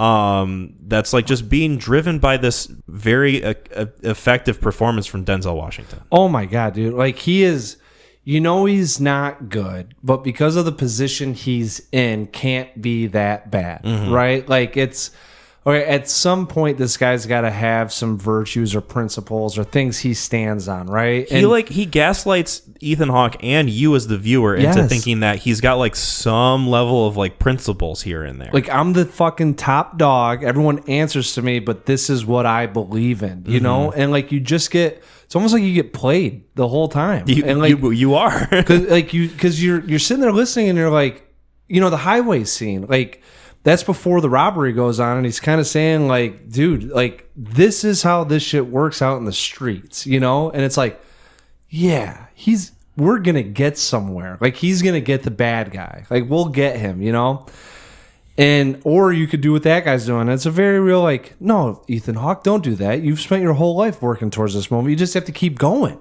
Keep going, And then you hit the fucking robbery, and that happens, and you're like, this dude's really bad.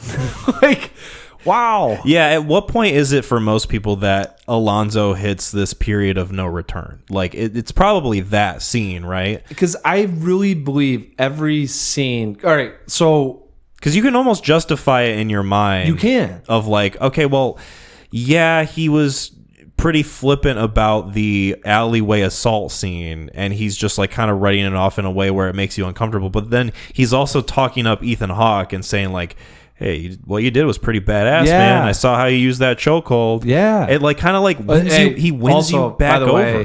They talk about police regulations. The chokehold got banned, and he said, that shit 10 years ago when it went, they talked about it in dark blue. And it's more effective in this movie. Well, they didn't chokehold anyone in dark blue, but they were saying this is why the world's going to shit, because we can't effectively do things. Right. Kurt Russell's character almost like spells it out in a way that feels like rudimentary. Like, okay, this is like the most obvious shit. The way they do it in this movie is so smart, and that it's just like a one-off comment. And you get the entire dynamic between him and Ethan Hawke in that scene. It's just perfect. And so I mean, point of no return. No, everything. It's funny too, because like if you go through each kind of layer onto how Denzel's building up this day too, because you don't know that this is planned. Like it's all. I don't think there's anything that pops out where you're like, that seems not good, right? Where it's like that's out of the ordinary. Maybe the drug stop at the beginning, but justified with, motherfucker, if I was a drug dealer and I asked you to do it and you don't do it, you tip your hand, I know you're in our, and you go, okay, like, yeah, he probably should smoke that, like, I don't know. Anyways. Like, what choice does he have? Yeah. And like, it's not like I had a gun to your head. God, he's so good at playing such a fucker, dude. And then they're going by, and there's actually like something happening that needs to be done, and he doesn't want to stop. But then, like you said, he gives props to Ethan Hawke because it's like, all right, that didn't derail us too much. He talks, he's drinking on the job, he's talking to our boy. What's his name? Joe. I'm sitting here, freaking Vertical Limit, man. I'm totally lost. Scott Glenn. He's talking to Scott Glenn. Yes. Right? And like he's just getting word on the streets, right? So it's kind of like, all right, here's his informant. I this time I was like, I want to see the warrant for the Sandman, because I know they go in there without having shit. And I was like, I don't understand why that happened. And you don't see him, you kind of know that there's some money around in there maybe. Right. Or that there's something going, the way he's looking around, you can tell it's not. You kind of get like a peripheral sense of like what's taking place, but you don't get confirmation until like the next scene or 2 scenes after that. 2 scenes after. Which like recontextualizes what Alonzo does in each of those scenes. Yes. And it's just like, oh, this is smart script writing. Well, it's for Snoop Dogg too. So they get Snoop Dogg. He's like, I'm gonna leverage him because I know he's peddling. I'm gonna click out the bullets in the gun to get him federal prison time, or you tell me where this guy's at. Not even needing the guy for anything outside of knowing that he's a drug dealer with cash. Like, that's it, right? Yeah. But you're seeing it and you're going, oh, that's going to lead to something else. And then they go there, that's going to lead to something else. And then you finally get to the 3 wise men and you're like, all right, or maybe it's after the nap scene, but either way, you're kind of sitting there like, where are we going now? Because we're hitting towards the end of the day, and like, he's got a whole plan going on, but like, I don't know who we're getting, Watching this a second time, this movie has like a good amount of rewatchability. Just Are you kidding me? Catching all the different things in which like he's just like setting this up, the dominoes to fall. The chess is being played. Like I'm telling, like, sorry to cut you off, but you're good. Go for it. First time I've had like clarity watching this thing, and I'm like, that's why I said I cannot believe how friggin' tightly written this is. Yeah, again, I'll use the word impressive. It is smartly constructing each scene to connect the next scene, but in a way that's like, okay, there is like a greater means to an end. Yes. Like there's something being built here, specifically because it's being driven by Alonzo. Yes. Because he's the one making all the choices, and like really kind of like throws you in the cold water of Ethan Hawke's character has like no control over what's going on almost. Like he does and he doesn't. He does and he doesn't. It's like that sense of like, I want to be in your position, but I know what you're doing is wrong. Anytime he like claws himself out of a situation, it's almost like quicksand in that the more you fight against it, the more you're going to be pulled under. Well, he's part of the day, so he's learning. So his best thing would have been like, I'm not smoking it, get out the car, and that's it. Right. It'll be over. Who would have saved himself a lot of trouble. Right? So, I mean, like, that was it. And so the more he's learning, and too, like you said, Denzel's playing him and us, the whole, like, you'd think that it's leading up to a greater good, and it's got to mean something. Well, it's smart in that the movie is so aware of Alonzo's experience and like how he's able to like psychologically manipulate vulnerable people specifically around him. People that like you would think, okay, Jake Hoyt is someone he's a rookie cop, but he's working his way up, and so like he's naturally got some level of talent and skill that gets him into the place that we see him in the movie. And Alonzo throughout it even touches on the fact that, hey, you're not like these other guys. I could see you being a leader. I could see you stepping up. I think it's part of the game. Well, exactly. Yeah. He's glazing him in a way of like continuously manipulating his idea of himself. And so that is just so effectively done in a way that's like it's stringing us along too. Yeah. Because, Alonzo is like the focal point of a lot of what's being driven in this movie, but we're really with Jake Hoyt. Oh yeah, like he is the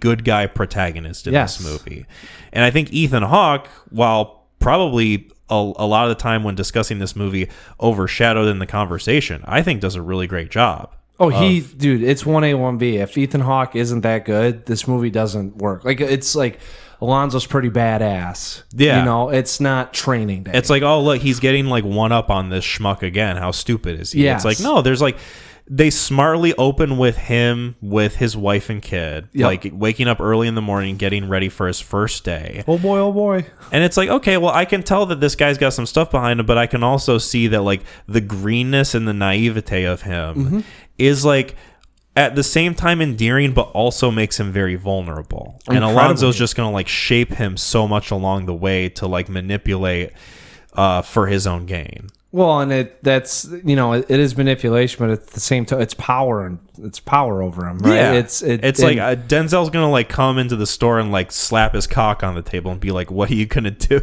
Yeah, I mean that's exactly. Well, and you get to then, it's like if I don't shape this kid, I've got Plan B ready, right? Figuratively, literally. We don't need to talk about Plan B, but. That's where Ethan Hawke with what's going on, and that it is yes, it is working vulnerable people, but also it's I think looking at the system itself of either you play game or I take you down. Yeah, right. This is how you play the game, and if you don't play it, then nothing good's gonna happen with you. Like, hey, Snoop Dogg, like this world's gonna eat you up. You have to be a wolf in a world full of sheep. Yeah. Dude, and that made me think of Sicario. Right. But like everything that he does, it's always just using his power over people. So it is. I think I do agree manipulation, but I also think it's looking at the seediness or the gruesomeness of what was going on in the LAPD at the time, and how those individuals were using their power to leverage other people, and it wasn't necessarily like and you kind of get that sense with Ethan Hawke of. These are choices being made out of almost Darwinism, not, whether you can or can't. It doesn't feel maybe necessarily just. Right. There's like a level of maliciousness there, but also you could just easily watch the scenes play out and think to yourself, oh, he's just not made for this. Yeah. Like he's just like not built for this environment that clearly Alonzo has excelled at in navigating and like built up a reputation for himself, not just with like the communities that he fraternizes with or like, engages in, but also the police department itself. Yes. Like that scene with the three wise men really like solidifies the fact that like this is a guy who has like too much say over what goes on. Well, I don't know that I think for me watching it, that's the first time it felt like Alonzo wasn't in control. Not entirely, but you can still tell that he's like trying to put on the moves and like kind of sway these guys in a certain way to like let him do what he wants to do, right? Because like he's basically seeking permission to kill Roger, right? This is, or at least like steal from him. So this is my whole take on it, and I thought that this is honestly my favorite. After watching this is my favorite scene in the whole film. Okay, so Dark Blue, and this is one of the reasons I'm happy I watched Dark Blue. Brendan Gleeson plays the captain, right? So in this sense, it's the first Wiseman plays the captain. Jonathan Banks plays the DA shooting investigator, right? Played by Berenger, right? And then the third guy in there is the armed robbery detective, right? Who I can't remember that gentleman's name that plays the third Wiseman or the right. But he goes in there. It's not. He has to get them on board, and for that to happen, needs to pay them off. They are simply there because he's made the request and he has the funds to make this happen. That's it. I don't think he was able to sway around. They know about Alonzo. It feels like that whole dynamic right there felt like everyone keeps each other at arm's length. Yeah. And the only time we connect here is when you feed us and we'll take care of you. Right. While also reminding him, we heard about your day in Vegas. Yeah. And that's the first time I think we hear about the Russians, right? No, Scott Glenn talks about it. Yeah. I heard you got into a mess out there in Vegas. Yeah. It's like sprinkled throughout. Yeah. Like you got till sundown, huh? And he's like, I've got a plan. I've got a plan.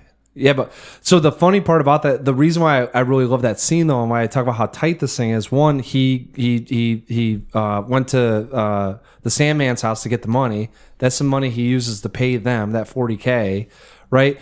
Those three individuals have a whole say over how that accident or that robbery goes, right? So the detective for the armed robbery says this is a shooting gone wrong. Berenger comes in, says, hey, this is self-defense. Scott Gunn pulled the gun, right? And then the captain signs off on the paper saying this was all done by the book. Yep. And it's so fucking phenomenal. Like, let's construct this narrative so that I can go do this for all of us. Yeah. Yeah. And it's just so well written in the sense of he literally walks down. It almost feels like this whole, and the reason why I like it too, the whole time to me, Alonzo felt like he was above everyone. And this is the first time I see him where he's actually like, because he doesn't sit down. They didn't invite him to sit at the table, which is another big thing too, right? Yeah. And he's the one paying them to be able to do this. So you see there are bigger fish. And the way that they zoom in on everyone and how tight those shots are on their faces, very intimate and very powerful. Yeah. You know? I think Anton Fuqua is pretty good at that sort of thing. Yeah. Have you seen any of the Equalizer movies? No. So I've seen all 3 of them. Humble brag. Kind of. The first one, what I think does really effectively well is like the visual language of the power dynamics throughout that movie, because that movie is basically about like Denzel being in God mode and just like murking everybody that he comes across that like tries to fuck with him. Yeah. And it does such a good job of like building up these guys that are like, these are supposed to be like genuine menaces. And the second Robert McCall, Denzel Washington walks in the room, it's like, oh, all that is like washed away because you guys are fucking phonies. This is the guy that will actually fuck you up. And I think he, obviously like borrows a lot of that language from this movie. I think like I'm not entirely familiar with all of Anton Fuqua's work. I did watch his latest movie, Michael, but I think that this is far and away my favorite thing that I've seen from him. Yeah. Like just in terms of like directing style. Yeah. One of my favorite, this is a little bit unrelated, but, kind of pivoting to the performance of it. One of my favorite performance moments in this movie is the scene after your favorite scene when they actually go to Roger's place. Oh, yeah. And it's right after he shoots Roger, and Ethan Hawke gets a hold of the gun, has Alonzo at gunpoint, or... God damn, that is good. Right.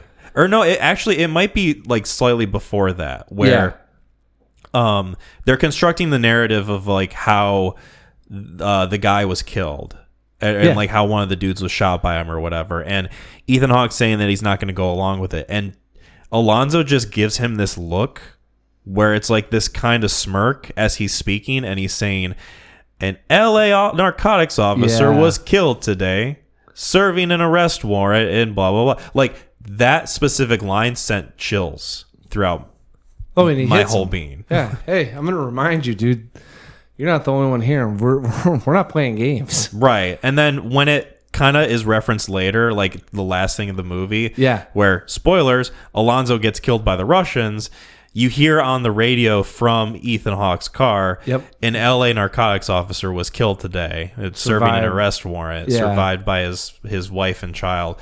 Like, just great. Just great, simple, effective storytelling. Yeah. Love it. It's awesome. I think the other thing, too, is that everything that Alonzo told Ethan Hawke not to do, he did. Yeah. So he said, "Don't ever bring up your your family, right?" And then he brings it up and ends up saving them, right? Don't ever stop to help out with petty whatever people. Does that, and ends up saving him. I'm trying to think. There was another instance too that he told him not to do something that he did. So a lot of the things that he should be learning from Alonzo, like maybe subconscious, I shouldn't say subconsciously, us as audience members subconsciously, you're seeing him actually pivot away from that advice or the knowledge given, right? And you do inherently see some things that he is making choices outside of what Alonzo's kind of told him. So maybe it's not all of it is being watched. Maybe he can't be corrupted. Yeah, it makes his character more interesting in that, like, some of the choices that you would make in certain scenes would just kind of make things easier for you. Yeah. But because you have such strong sense of morality, it just makes it more compelling in how these scenes play out. Like the scene in which they're talking about taking the money, I think is like one of my favorite scenes when he's like, hey, are you cool with this? I'm very cool with this. Yeah. Where like all the other guys are taking the money and like they're shooting looks at Ethan Hawke like, I'm kind of wary of this guy now. Like, what's his deal? Uncomfortable. Yeah, very uncomfortable. Because he's like doing that like, and I didn't really drink in high school, but like you see a buddy crack a beer and you're like, hey, you drinking? You know, like, really? Yeah. Like, it's like one of those, like, kind of like, what do you call it? Like, uncomfortable smirks. Or it's like one of those things where it's like, are you fucking with me right now? Or like, are you being serious? Because, like, this is very uncool if you're being serious, you know? Like, right. There's the uneasy tension of, like, him going, like, oh, come on, guys, are we see it? Yeah. Like, no, like he's almost questioning whether or not they're like fucking with him. Well, yeah, and like testing his morality. They have to, right? Yeah. And he thinks that, like, oh, this is one of those initiation things, you know? Right. He's like looking around, like hoping that they're gonna tell him correct. Like you gave the right answer. It would think about just like walking into a party or something like that, seeing something going on you shouldn't see going on, and they shut the door behind you, and it's like, hey, what's up, man? And you're like, hey, like, I don't necessarily agree with this. What escape route do I have here? Right. You like, know? like very kind of like effectively portraying what hazing is like. Like, hey, come on, man, you cool or what? And he's like, come on, guys, we're not really going to like burn cigarettes against our arms, are we? Like, yeah, exactly. It's kind of crazy. Oh, by the way, if you don't do it, we're all going to burn them on you. Right. Right? Like, yeah. It's like, oh, okay, like that's not a great choice, right? You know, it's like, okay. So this character is just fucked, and it feels so claustrophobic. A lot of the visual language of this that I noticed the second time watching this, a lot of like tight spaces, a lot of like suffocating environments, just like, you know, dark blue was just kind of like out in the open, like feels very like unintentional with the way it was filmed a lot of the times. Mm-hmm. This is very effective in like, the world is kind of like closing in on Ethan Hawke to the point where he's finding himself in a bathtub with a shotgun to his face. Like, the consistency of this is really cool, and I dig it a lot. No, it looks so great, so well directed. Mm-hmm.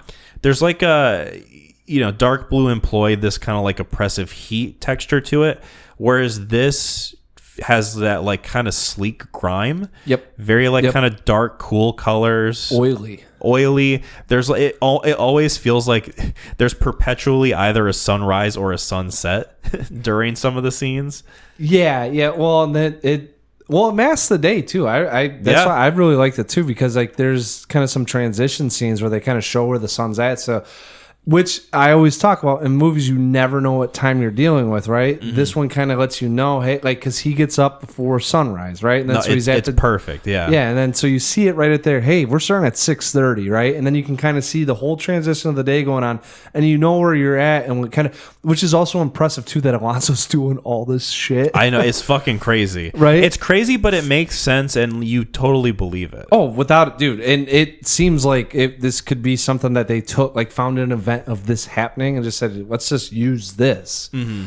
You know, there isn't, and I really like it at the end when he tells, like, he's like, Jake, you're not fucking this up for me. I've been planning this for weeks. Right. You've been here for a day. Yeah. You know, like, you think you've got the upper hand on me, dude. There's no, and like, you see how it makes you totally believe it. Mm-hmm. Right? It's so elaborate with what's going on, but yet it's so clean. He has to be to spot to spot to spot. That's why he didn't stop for the rape scene, is because he didn't want to miss his mark with Scott Glenn. Yeah. And that's when it happens, and then he pisses, you know, and then they have the audacity to tell Alonso to suck his dick, you know, and he's like, okay, like, I'm stopping everything going on. What the fuck do you say? How about that? You know, where he does the, I'm going to eat you up. It kind of, it recontextualizes a lot of what he's doing when you realize that he has to get this money fast in order to pay off the Russians, because he exudes such a level of like kind of like cockiness and confidence in like almost everything that he does, that it makes it a lot more interesting when you know under the surface that like, oh, there's like a part of him that's panicking. There's like a part of him that's like on the verge of like unraveling from how much he's trying to scramble to get this money. And like he's doing it in a way that's like effective, and he is coming across as confident, but knowing that going into it a second time on a rewatch just like really made it believable of like I could see this guy like fucking crack at any moment. Like, oh yeah, well, and that's probably why he's always drinking and he's trying to like, you know, he's got jokes and like when he meets the three wise men, he laughs. He's like, I got the money. He's like, always like he's always like a little on edge in a way that's like, is this confidence or is this like panic bubbling up? It's anxiety. You're seeing it, like that's perfect for it. Yeah, you're seeing the like. I know exactly what I have to do, but like. And who knows if he planned on Jake being with him that day or didn't. Mm-hmm. You know what I'm saying? Like, that's another thing, too, that I was, like, watching this. Because you'd think, like, hey, we're going to promote this guy. You're going to train him. That's months out, right? The whole Russian thing that happened had to happen within the last 2 weeks. Right. You know what I'm saying? So, like... Because he could have easily done a lot of this stuff just without Jake. Yeah, he didn't really need... the you know, what sucks is that maybe the only benefit was, hey, Jake pulled the trigger. You know, at the end, so the group's not going to take the fall. Maybe that's why they had Jake with them. You're the patsy. Yeah, exactly. Because like we're not going to deal with it. You're the one that's going to answer to our internal affairs. They're going to tell you what to say. You're going to be all right. You know, but like I think maybe that's the only reason why he said, "Hey, on this day I need him."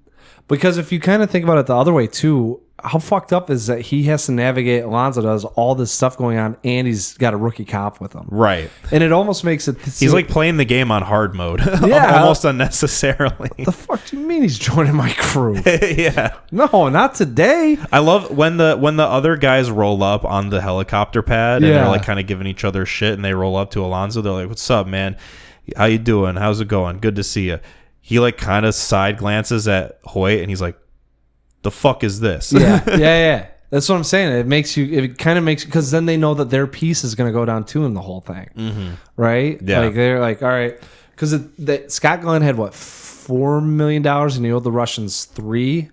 So each guy got $250,000 and Alonzo was going to keep the... I think, yeah. So he had $4 million. They were going to take $1 million, and then I think they were going to split it, and I think he had to pay them like $250,000 or something. Yeah, $250,000. So because he only got $40,000 from the Sandman's house, and so he had to get more of that by leveraging that cash and giving it to the... Well, I think he owed the Russians $3 million, and I think he said, he was like, "Hey, you guys are all gonna get, for partaking in this, I'm gonna give you guys $250,000 a piece." So that's the $1 million there, and then he took the other $3 million, because at the end of the... I guess I just don't remember how much he owes the Russians, now, or if they said it. I could be making this up in my head, but like I was trying to do the math, because I was like, okay, if there's $4 million there, why isn't everyone getting a quarter of the slice? Well, I think they might have talked about it before they decided they were going to kill him. So no. My point is, if there's $4 million and there's 4 guys, every guy gets $1 million. Right. They didn't leave any cash there for the... That's why you get the armed robbery detective there. Because when they take all the money, the guy's going to... they're not leaving cash there. Right. Right? So something happened to that other $3 million. Yeah, I'm not sure. Yeah.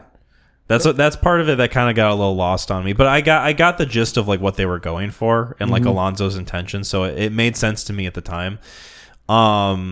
Yeah, I don't know. I would not be unhappy to rewatch this movie. I will say that. I'm gonna have to check it out, because I think this is the first time I knew the Russian thing going on. I never heard how much he owed them. Right, but and then I like that you don't see them until the very end. Like there's no scene in which like, oh, he's got to outrun him real quick, but he's got to like not let Jake in on it. They just like pop up like a specter and they just fucking annihilate him. I think that's the only part of the movie I didn't like. I'll tell you the only part that I didn't really like. It's not like I hated it, but it wasn't as effective to me as the other scenes. The scene in which he's playing cards with the Mexican gang. Come on. I thought it was fine. Like, it was okay. Oh. I dug a lot of like what it was going for and like where it was leading to. I think a part of it to me, like they almost felt a little too cartoonishly evil. They are, yes. No, Cliff Curtis is, "Hey, Holmes, specifically, where do you think you're going?" Specifically, Cliff Curtis in that scene, I will say to me was not great. Nope. It felt like he was playing a stereotype of like a quiet, scary Mexican guy, like cartel gang member. And I don't know, it did not come across to me in an authentic way. Like, no. Especially with like his getup and like, I don't know, he kind of just is like stereotypically dressed. The mustache to me was like very fake. Like there was a scene where he like turns his head and it's clearly like hanging off his face. Like, I liked it. I mean, I thought his look I like the idea of it. Yeah, I thought the look was good. I just didn't. Yeah. No, it just didn't feel genuine. It felt very written. Yeah. Very rote. I think that's my problem with it ultimately. I mean, just like, all of them, even like all three of them, just kind of like. I think the issue I had is that they all feel like they're playing in a movie for a movie that felt very real and grounded. Yeah. We got to that point, but like, my takeaway, like this time watching it, because that's always been my problem, like seeing it, I was like, I'm just gonna sit back and let's just say that these are like this is normal functioning, event going on, right? Like, and I don't know, I'm not sitting there saying that conversation would or wouldn't happen, but I was like, I'm just gonna act like this is very genuine and real. And the tension, dude, and Ethan Hawke, dude, like his facial expressions and all this stuff is what holds on. He doesn't have a lot of speaking lines. Yeah, he plays doughy-eyed, like, all right, I don't know, guys. But like the moments of realization that he has throughout these things are like I'm not showing you my gun. Yeah. Come on. Like, and then you like, okay, I'm in kind of a bad spot if I don't. All right, here you go. And then very just inconspicuous, he sets it down. Cliff Curtis grabs the bullets. He's holding on. The guy's holding the gun, sets it down. And he's like, all right, come on, guys. Like not even like, I'm a cop. If you guys do something, it's all of that stuff just kind of flowing over him when he's realizing what's happening. And there's that moment of like, what's the worst that could happen? And kind of like he's gone through so much already that he's just like, why not? No, I'm not saying that. I'm saying more of like, well, like if you ever been somewhere where like, all right, if things went sideways, like I could end up dead. Like if you've ever been anywhere, put yourself in a bad spot, not even that, like you go somewhere possibly getting in trouble and you're like, could I get arrested for this? And like when you do it and you do the math and you're like, oh, like there's your heart sinks, your stomach drops. All of a sudden, all the like you start formulating, you start processing, and that anxiety hits. You get all these irrational thoughts, and it's like, oh shit, I gotta have a next step. Yeah. And his facial expressions, you can just always just churning, and he's so fresh that it's always a second too late. And that's why like when he gets pissed off on the bus, that you feel like it flipped. Where he's now like, I'm going on the aggressive. Yeah. I'm not waiting. I'm doing it. Yeah.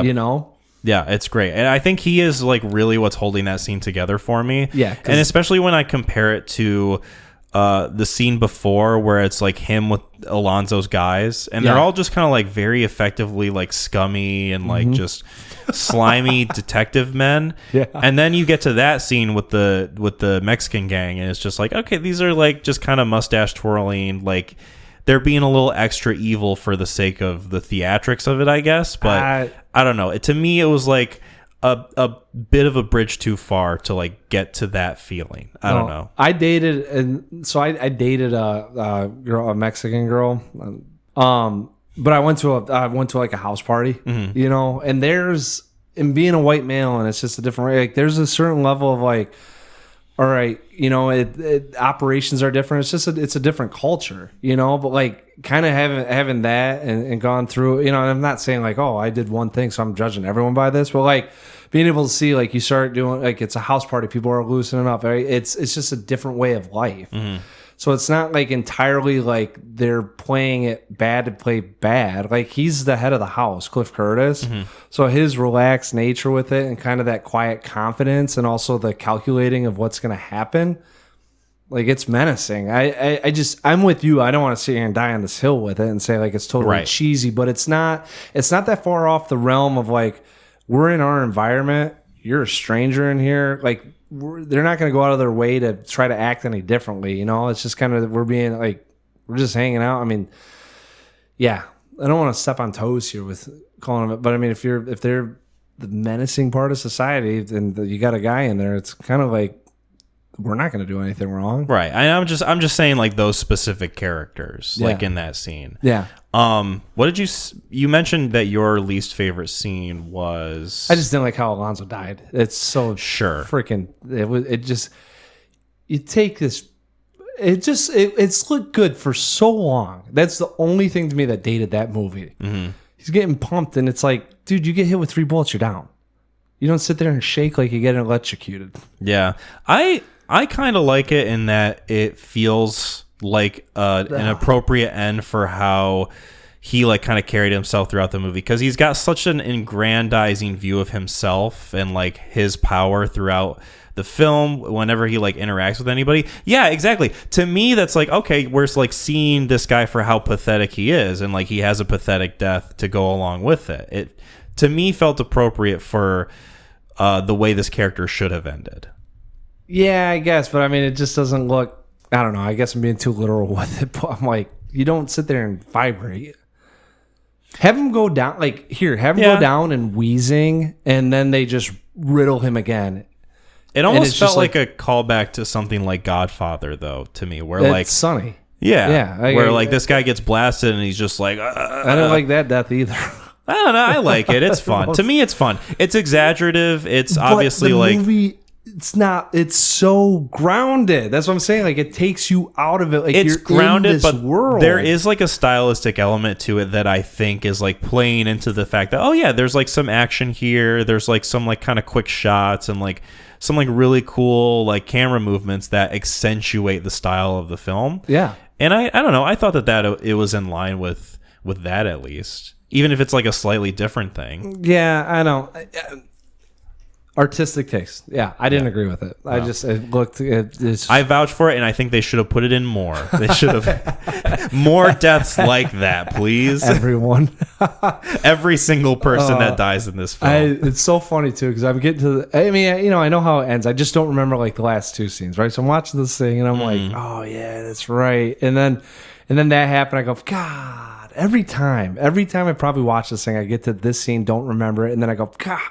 It's probably why it happens. I erase it from my brain. Yeah. Yeah. So I'm like, in 2 weeks, I'll kind of forget, and then I'll throw it back on and be like, oh, yeah, I like how the Russians are just like kind of laughing at him while he's like struggling out of the car. Just like, oh yeah, we're treating this guy how he's kind of treated everybody else throughout this movie. Just like a fucking piece of shit. Like, oh, yeah. I'm not. When he's sitting there and he's looking at the van and he's just looking around and his eyes are going and he's just like, I'm so fucking close. Mm-hmm. Yeah. And then he gets his comeuppance. Mm-hmm. Snoop Dogg rolling around in this movie in a wheelchair.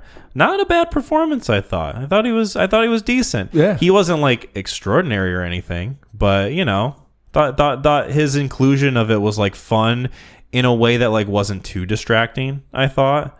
No. Because when he popped up, I'm like, oh, it's Snoop Dogg. But they didn't like really make a big song and dance of it. He's just kind of there. Yeah. You know, maybe he's street smarter. I don't, fits in, molds well. I don't know. It's kind of like, it was an interesting choice to me to have him in the film, unless like Antoine Fuqua was like a big fan. Was like, hey, will you be in this? Mm-hmm. Some of the, like, Macy Gray was in this thing. Some of the character pulls, I'm always curious of like, is this like, from the area, I don't know if Snoop Dogg's from South LA is where they're at, North LA. I think so. But Macy Gray, I was like, I don't know why she's popping up in this thing. He's born in Long Beach, California. I didn't really recognize. I'm not familiar with Macy Gray too much. I thought she killed it in that scene, honestly. Yeah. Like, I thought she was like effectively making the scene way more tensious and anxiety driven. Just like everyone kills it in this she thing. Felt like a real person that you would interact with as a police officer, like in that situation. But also like calling you out on your shit. Yeah, exactly. It was it was kind of it was getting me a little bit. But it also goes to show you too how much like how crooked the cops were, and like how much like that's something that people know about. Like, you don't. If it happens a couple times, maybe it's gossip. Mm-hmm. If you're like, I need to see it, you need to show me this, like, people know that's what they do. Yeah. Right? I like just the general vibe of this movie, in that we're so locked into the car with the two of them. Yeah. Where when Ethan Hawke climbs into the car, he's like, so we head into the office? You're in the office, baby. Yeah. And it's like, oh, cool. So we're like just not going to see any of like the police station stuff or like any other like cops really, besides like the corrupt ones that work for Alonzo. Like, we're just really like kind of dug into this world through these characters, and it's so like intimate that way. It's a really cool decision. Like you're entrenched with them in this, right? That was an issue I had with Dark Blue, where it's like we're getting too much of an outside view of this whole thing. We're like creating more distance between what we should feel connected to. Yeah, and this movie is like, you know, taking that and like completely changing the game with it. Of like, we're gonna like focus on these two, and you're gonna learn through the world through them. I was about to say, like there's two elements here. One, in Training Day, it's kind of you're learning how corrupt the LA Police Department is through one individual. In which in Dark Blue, it was like, we're going to show you how corrupt it is through multiple events, right? And I think that's where that one spread way too much. Whereas this one could take all the problems with it and thrust it into our viewpoint with Alonzo and Ethan Hawke, who why can I never think of his name? Jake Hoyt. Jake, right? And we get to see all of that built in through these two and how Alonzo's responding. Like it's almost like you could look at Kurt Russell and Alonzo as both the same person doing bad shit. And who would you say is more nefarious? Yeah, exactly. You know, I really like the scene. I mean, it's kind of the iconic scene almost, I would say, in this movie where PCP. Not PCP. I do like that scene. That one's fun. Shows how much of a shithead he is right from the get. But the scene towards the end when Jake's got the gun on him, they're in the street, and they're in like kind of the neighborhood that Alonzo alluded to him having like complete control over. Yeah, pretty much. And all the guys come out, and he like in desperation starts spouting off like all this stuff, and gets to the point where one of the guys gives Ethan Hawke the gun, and he walks away with all the money. And Denzel gives his speech of like, all you motherfuckers are going down. King Kong ain't got shit on me. And which I didn't know that was from this movie. Oh, so you didn't? When the line came up, I was like, oh fuck, it's from this? It doesn't have like a kind of impactful. Oh, a little bit. There's a reason I think it's an iconic line. Yeah. And that whole scene is just like, this is like the distillation of both these characters and like what they've come to in this like natural conclusion of this film. And I don't know, I think it's just great as like a climactic scene. I think it works. Without a doubt. I here's a question. In real life, does Jake make it out of that neighborhood with that much money? Maybe not. Maybe not. But I like the choice, and they tease it when they first arrive in the neighborhood. Yeah, I mean, I can't stand that. Exactly. Yep. And like even giving like that amount of work, even as simple as it is, makes it make sense for what happens later on. Oh, dude, like all these guys are fucking sick of this guy. Yeah. Well, and you can see why. Mm-hmm. But I really have much more appreciation for this time around is the diner scene. Just the opening scene. You get both characters and who they are and what they represent. Mm-hmm. Right? Denzel telling like, hey, I'll pay for it, and then pay the lady. You know, give me your best story, and it's a DUI, and the guy's got a bunch of money. So Ethan Hawke doing the right thing, putting people away, working with his police chief, and Alonzo's sitting there like, you fucker, like you work with this person for so long, that's your best story, mm-hmm. You know.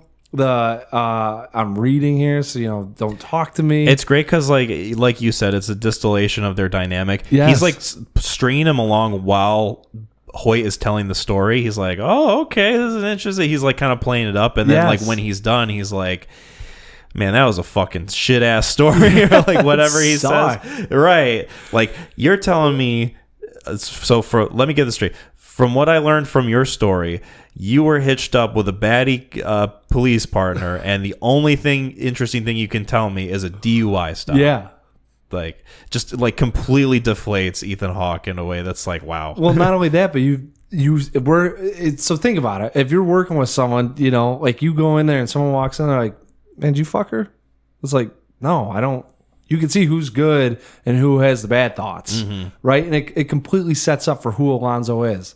But it's also done in such an organic way. And like you said, he's kind of stringing him along where he feels a little bit played and like, hey, like, I'm fucking with you, guy, right? But also it's a sense of like you see his tactics, his MO is not of good intentions. Mm-hmm. Not to say it's, I think it's bad, but it sets it up right there. And then like, hey, tell the waitress what you want. Oh, I'm not hungry, right? He goes, okay. And then he goes, you're not eating, blah, blah, blah, blah, blah.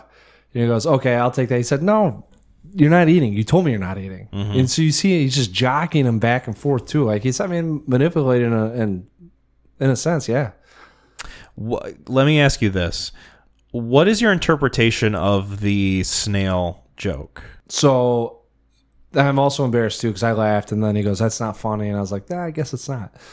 So the second time I watched this, I tried to like kind of hone in on that. I'm like, okay, they're very like purposefully telling this as like an anecdote to something. Yes. But I don't quite have a grasp on what it's supposed to mean. Snail's walking, minding his own business. Guy throws him over the house, right? Snail makes it back, busts it up, crack shell, keeps going along. Guy looks at the snail and says, what's the fuck your problem? Mm-hmm.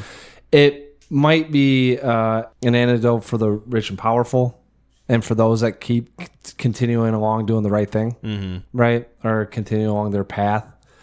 The idea that like maybe the snail really is like of no bother or shouldn't be any bother to the man, but the man still chooses to have animosity towards it. Yeah, now it's coming back. It's even in worse condition as before. You can see that you haven't deterred his will. It's like a parallel to the way Ethan Hawke's character comes back and confronts Alonzo, and Alonzo's like, what the fuck's your problem? And it's like, motherfucker, you're the one who fucked me over. Yes. Like I'm just existing in this world and going with my nature on the morality of things. Yes. And so okay, yeah, that makes complete sense. Yeah, I think I do too. I mean, that's we solved the snail riddle, Mac. That's one I wanted to look up because that's the first time I've ever like really kind of paid attention to what he was saying. Mm-hmm. And I was stuck on it a little bit, but that'd be kind of my guess with it. Yeah, that makes complete sense to me. Yeah, and it plays a little bit of foreshadowing, you know, which I know movies like to do. And with a script written so freaking nice, it makes sense that it would be like that in here. Script written so friggin' nice, you watch the movie friggin' twice. Yeah, like I did, man. Bada bing, bada boom. Was there anything else we wanted to talk about with Anton Fuqua's Training Day? Oh man, no, God, this is such a good movie. It is. It is a very, very good movie. No, I can't think. I think was there a score at all? Did they have any music going on? I mean, we've talked about the production. We talked about the lighting. I feel like we didn't really touch on the music too much because I think, at least to me, it felt in line with the movie's tone. You know, it wasn't like distractingly offbeat like it was for Dark Blue. Yeah. But the music's by Mark Mancina. Not a name I'm familiar with. Not sure I could conjure his name up for any other movie he might have done, but you know, I think it was fine. Nothing like super notable to me. Not like it was like, oh, this is such a fantastic fucking score or anything. But I thought it fit in line with what it blends in. Yeah, it blends in. Maybe you could say something about how kind of anonymous it is, but again, I think this movie does a lot of work on its own to kind of get that across. Quick question. Yeah. Okay. So we have the robbery going on. They do everything. Then Denzel sits Ethan Hawke in the car and like this is his last ditch effort, right, to get this guy to sign up. Two questions. One, is Denzel genuine in the sense that he wants Ethan Hawke to not talk to him, to become corrupt, to follow his way? And two, if Ethan Hawke does that, is Denzel such a bad guy he kills him anyways? I'm thinking no, because I think he, at that point, is already making the decision to get rid of Ethan Hawke. Because if you remember, he is on the phone with someone before Ethan Hawke gets in the car, and the last thing you hear him say is, make sure the tub is clean. Yep. And so he gets in the car, he gives him this whole spiel, this whole speech. I think it's purely to manipulate Ethan Hawke to keep going along with what he's doing so that he can just get him to the point where he's in the house about to be killed. Yeah. So that's my answer. Okay. That's all I was wondering about. He was on the phone with him prior to, and I was sitting there, I was like, yeah, you talk about or fucking manipulating, man. That's probably really it. He was going to kill him anyways. Mm-hmm. Whether he said, yeah, I'm good, man, or I'm not. Probably just because he saw the look in his face and realized he's not cut out for it. Yeah. Now, here's a question, too. Okay. Kind of along that same line. When Jake shows back up to the apartment and he's like holding the gun to Alonzo in the bedroom, Eva Mendes is there. And Alonzo says something along the lines of, you made it. You got out. Yeah. He almost says it with the cadence of, if I speak to him a certain way, does he go back along with what I think? Do I indicate to him that he's like passed a test? Yeah. And if he believes that and goes along with it, can I string him along even further, or do I just kill him? Kills him. Yeah. Yeah. I don't think that was more of like, hey, I'm going to de-escalate the situation before I pop him. Him thinking I'm so close to paying off the Russians that this guy is truly of no use to me if he's alive. He should be dead. Right. And I mean, that was more of, hey, I've done this the whole day. This guy's been freaking clam chowder. Right. This is my last time because if he doesn't set that gun down, this is not happening. Yeah. Yeah. No, that one. Yeah. Good scenes all around. Oh my God. Yeah. I don't know if there's any, no, but the Three Wise Men's my favorite one. Cool. Yeah. Shall we get into ratings? Yeah. For Training Day. Yeah. You go first. Yeah, no, you should be excited because this is the first time you've seen it, so you gotta have the drum roll going. So for me, I've seen this. You don't have to do. I mean, mine's gonna be. This movie's exceptional. Well, I mean, like I this is the first time that I've really kind of paid attention to the whole what exactly is going on, right? You're infatuated with Alonzo. You like the character. You're kind of just taking everything in. There's a lot of nefarious, bad, dark things happening. There's a lot of tense scenes, especially in the end there. And this is the first time I've this screenplay is probably nearly perfect. This is like a nearly perfect film to me, at least outside. I really won't ever get past that ending. Just in the sense of like the realism of it all, and that really pulled me out. But it's artistic choice. Yeah. Yeah, I think, and a lot of these, just there's very limited characters in the scene, like you said, being in the car entrenched with them, but just seeing Dark Blue too, and seeing how crazy the LA Police Department was at that time and what was going on. Also, real quick, I know we're doing ratings. This is Alonzo's character is loosely based on a real person. Yes. I think we both uncovered this then. Yeah. So Denzel pretty much based his performance on this individual named Rafael Perez, an LAPD narcotics officer involved in multiple scandals. Yes. So I can pull him up and kind of read what his whole deal is. So convicted in connection to the LAPD Rampart scandal, plea bargain, government witness. Yep. He is accused of being a member of the Bloods, and of murdering Notorious B.I.G. at the behest of producer Suge Knight. Yes. That was wild to me. That's fucking crazy. Isn't that? Like when I read that, I was like, what? Like, how does... Because I never know who did it. It was a drive-by, right? Yeah. It's similar to Tupac, just like fucking mystery. And Suge Knight, actually, there was so if I'm not mistaken, too, there was something else that happened with another officer that Suge Knight had someone else killed. Yeah. Either he did it or it was someone that he was friends with. I can't quite remember, but this is how it got, how he ended up getting caught is because he was taking like evidence, cocaine evidence, and selling it. And he got caught with like 22 kilos or something like that. Yeah. Like $700,000 worth of stuff. Fuck. And that's when eventually he said he's going to, he told on everyone, but he was going to use that money to pay someone to kill someone. It was insane. Like, and you're like, boy, that movie's kind of crazy. And it's based on someone and maybe some events that did or didn't happen. Yeah. I mean, exaggerative in nature, but believable for the sake of the narrative. Yes. So anyways, just wanted to throw that out there. And I think Alonzo's his driver's car plate. Oh, yeah, license plate. Yeah, I think it said it referenced something to Rafael Perez. Gotcha. So anyways, going back to my rating, you learned fun stuff about that. It's just, this thing is fucking great. I had it at a 9 out of 10. This is a 10 out of 10 movie. Nice. Yeah. Hell yeah, dude. Yeah. That's pretty great. Yeah, way to go. Way to go, pal. So I'm really glad that we paired these two. I think that this was a fun kind of experiment in comparison. Yes. Just kind of like taking a look at, the side of the coin of corrupt detective narrative. Seeing one side that's like, there's a lot about this that's subpar. There's a lot about this that's just like, The believability isn't there. The acting isn't quite meeting up to the challenge. You got the other side of the coin with Training Day, where the performances are fucking great.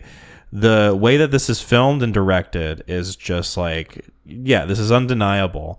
A lot of what's going on, the connectivity, the structure of this thing's great. Just like an all-around pretty great time.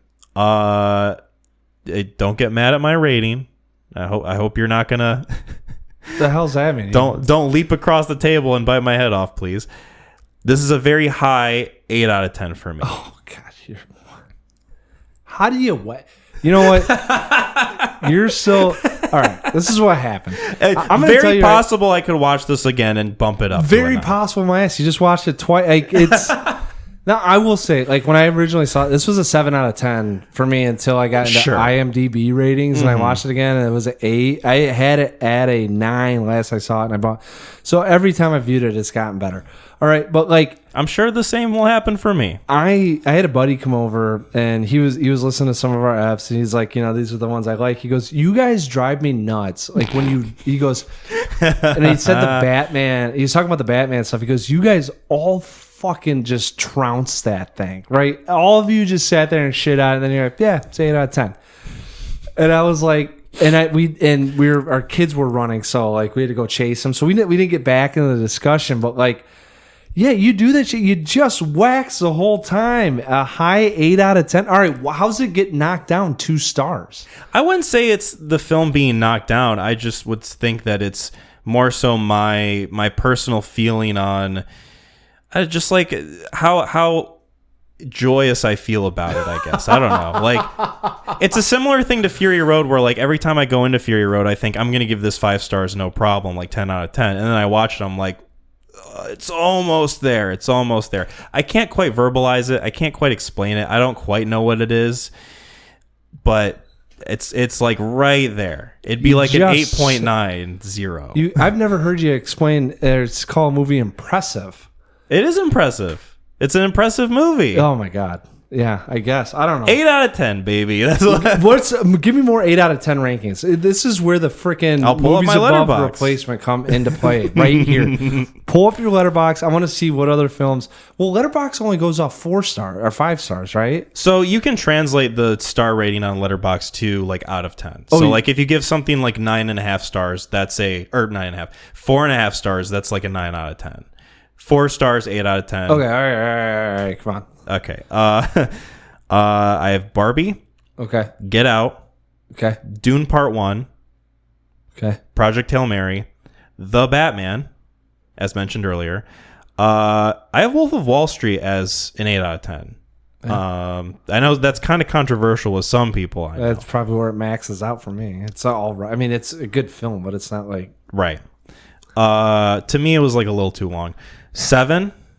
7's an 8 out of 10. Okay. I mean, I could watch it again, bump it up. Right, yeah. Superman, James Gunn's Superman, Perks of Being a Wallflower, Weapons, 500 Days of Summer, which I honestly might lower next time I watch. I haven't seen it in a while, and I don't really think about that movie too often. Challengers, Shutter Island, Poor Things, Ratatouille. I could go on and on and on, but I don't know, a lot of these movies, a lot of people would consider fantastic. Like some people think of Wolf of Wall Street as like a 10 out of 10 film. I'm not knocking it. I mean, here I think it's above all those films, but it's not. I mean, we're not blowing it out of the water, right? I mean, so I don't know. It's one of those things where it's just a feeling. I can't explain it. Hard to verbalize. You have to. If you put a score on it, you better be able to say it. I'm saying 8 out of 10. I can say that much. I can't believe it. Like, you just sat there. It's the same thing you did with Weapons. You sat there. You talked about how great it is. 8 out of 10 is a great score, man. I feel like IGN has like warped our brains of like what these numbers mean in terms of like our feelings on media and art, and like giving something like this label of a rating of like, yeah, this is indicative of like my feelings towards it.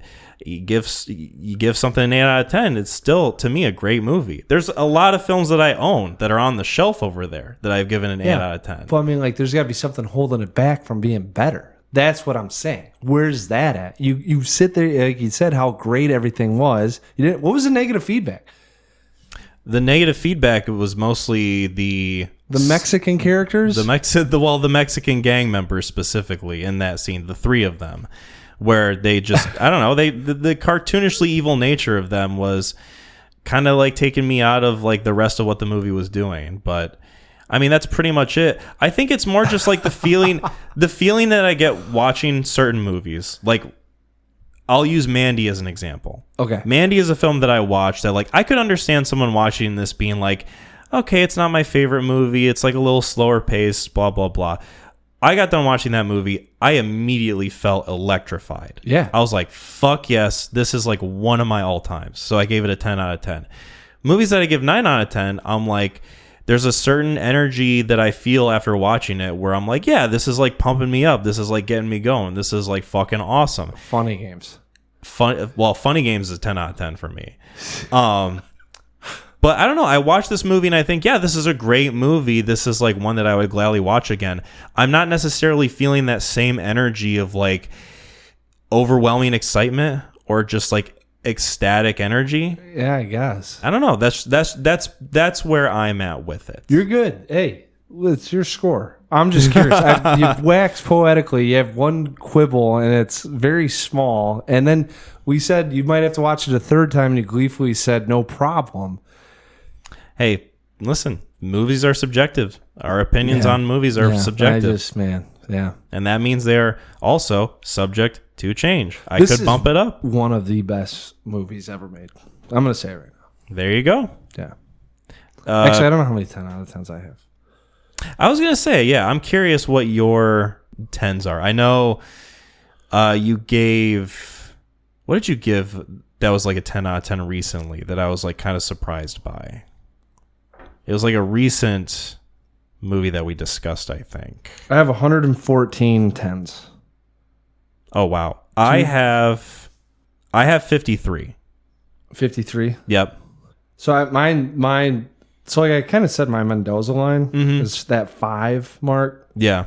I have 99 5s and then 216 6s. 3037, 321 8, 226 9, 114 10.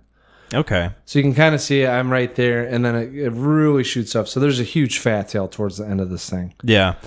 I'll give mine also if we're going on this topic. So 1 out of 10s, I have 45 movies.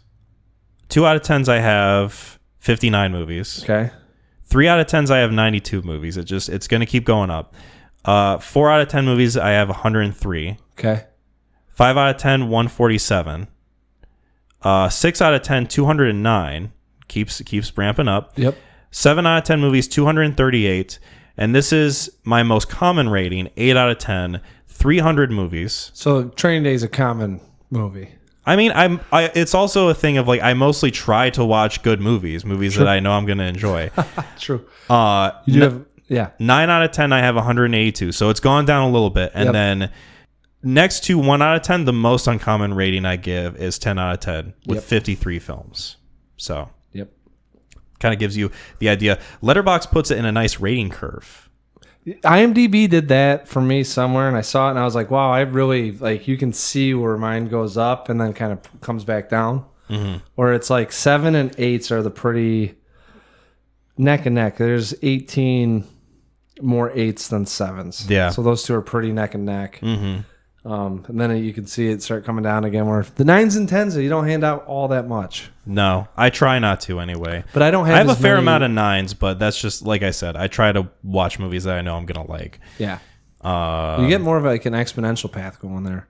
Yeah. A little bit. You can see the pattern anyway. Yeah. Speaking of Letterboxd, I think I showed you, or I texted you, that I had made a list on Letterboxd on my profile of all the movies that we've covered on this podcast. Yes. And it was a fun exercise in seeing how many we've done and just kind of like looking at those as stats too. So that was cool. I'll include a link in the description of this episode. So if people want to check that out, feel free to go on there. The newest updates on that should be Dark Blue and Training Day, which we just covered. And it's in order of episode release. So the first movie you're going to see is Drive. So that'll be that. Then check it out. You'll have some fun. Sorry, I'm getting yelled at by I shouldn't say yelled at. Are we getting close? Yes. Okay. Yep. We are just about wrapping up. Rush this. I got. No, you're good. The newborn can't be set down, and the little one's got to go to bed. So. All right. We'll finish this up then. So normally this is the part of the episode where one of us would give a recommendation. It would usually be, I think, my turn. Yeah. Right.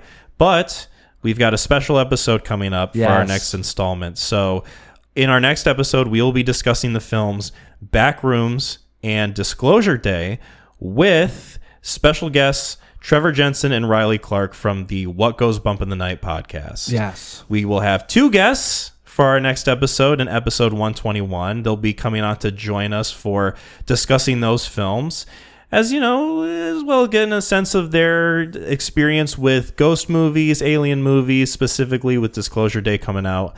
It'll be a good time, and I think we'll have a lot of fun. Yeah, I do too. So yeah, keep an eye out for that coming up in 2 weeks. Very excited to meet the guys and get this one going. It's been a long time since we've had a guest. Yeah, and this will be the first time that we'll have guests that have their own podcast. Yeah. So that'll be exciting. That'll be fun. Hopefully you guys are down for that. Be sure to check out Backrooms, which I believe is already out. It is. Came out Friday. I say I believe. I've seen the movie already. Wow. Wow, you can be VIP. Right. And then Disclosure Day, when that comes out. June 14th? June 12th. June 12th. Yep. So we'll have some time before we record that episode. Perfect. Yeah. McLean, is there anything you want to say before we close the case on this episode? WWTHD. Bye, everyone.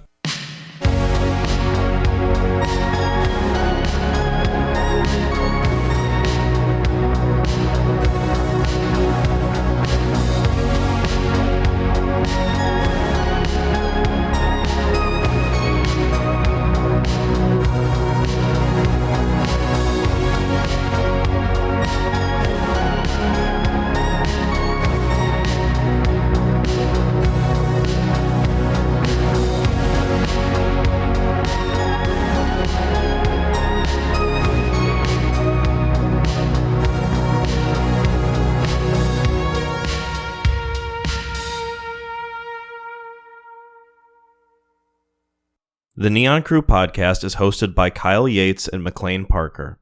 Kyle, who is myself, also helps to produce, edit, and upload every episode. Our music was composed by Gideon Hunter. Our artwork was created by Lauren Hunter. Thank you so much for listening to our show. Episodes get scheduled to release every 2 weeks. You can find us on YouTube, Spotify, and Apple Podcasts. Follow us on various social media platforms such as Facebook, Instagram, and our YouTube community page for updates and information on upcoming episodes. Want to join the Neon Mafia? Head over to our shop page at etsy.com/shop/the Neon Crew Podcast for some quality, comfortable merch.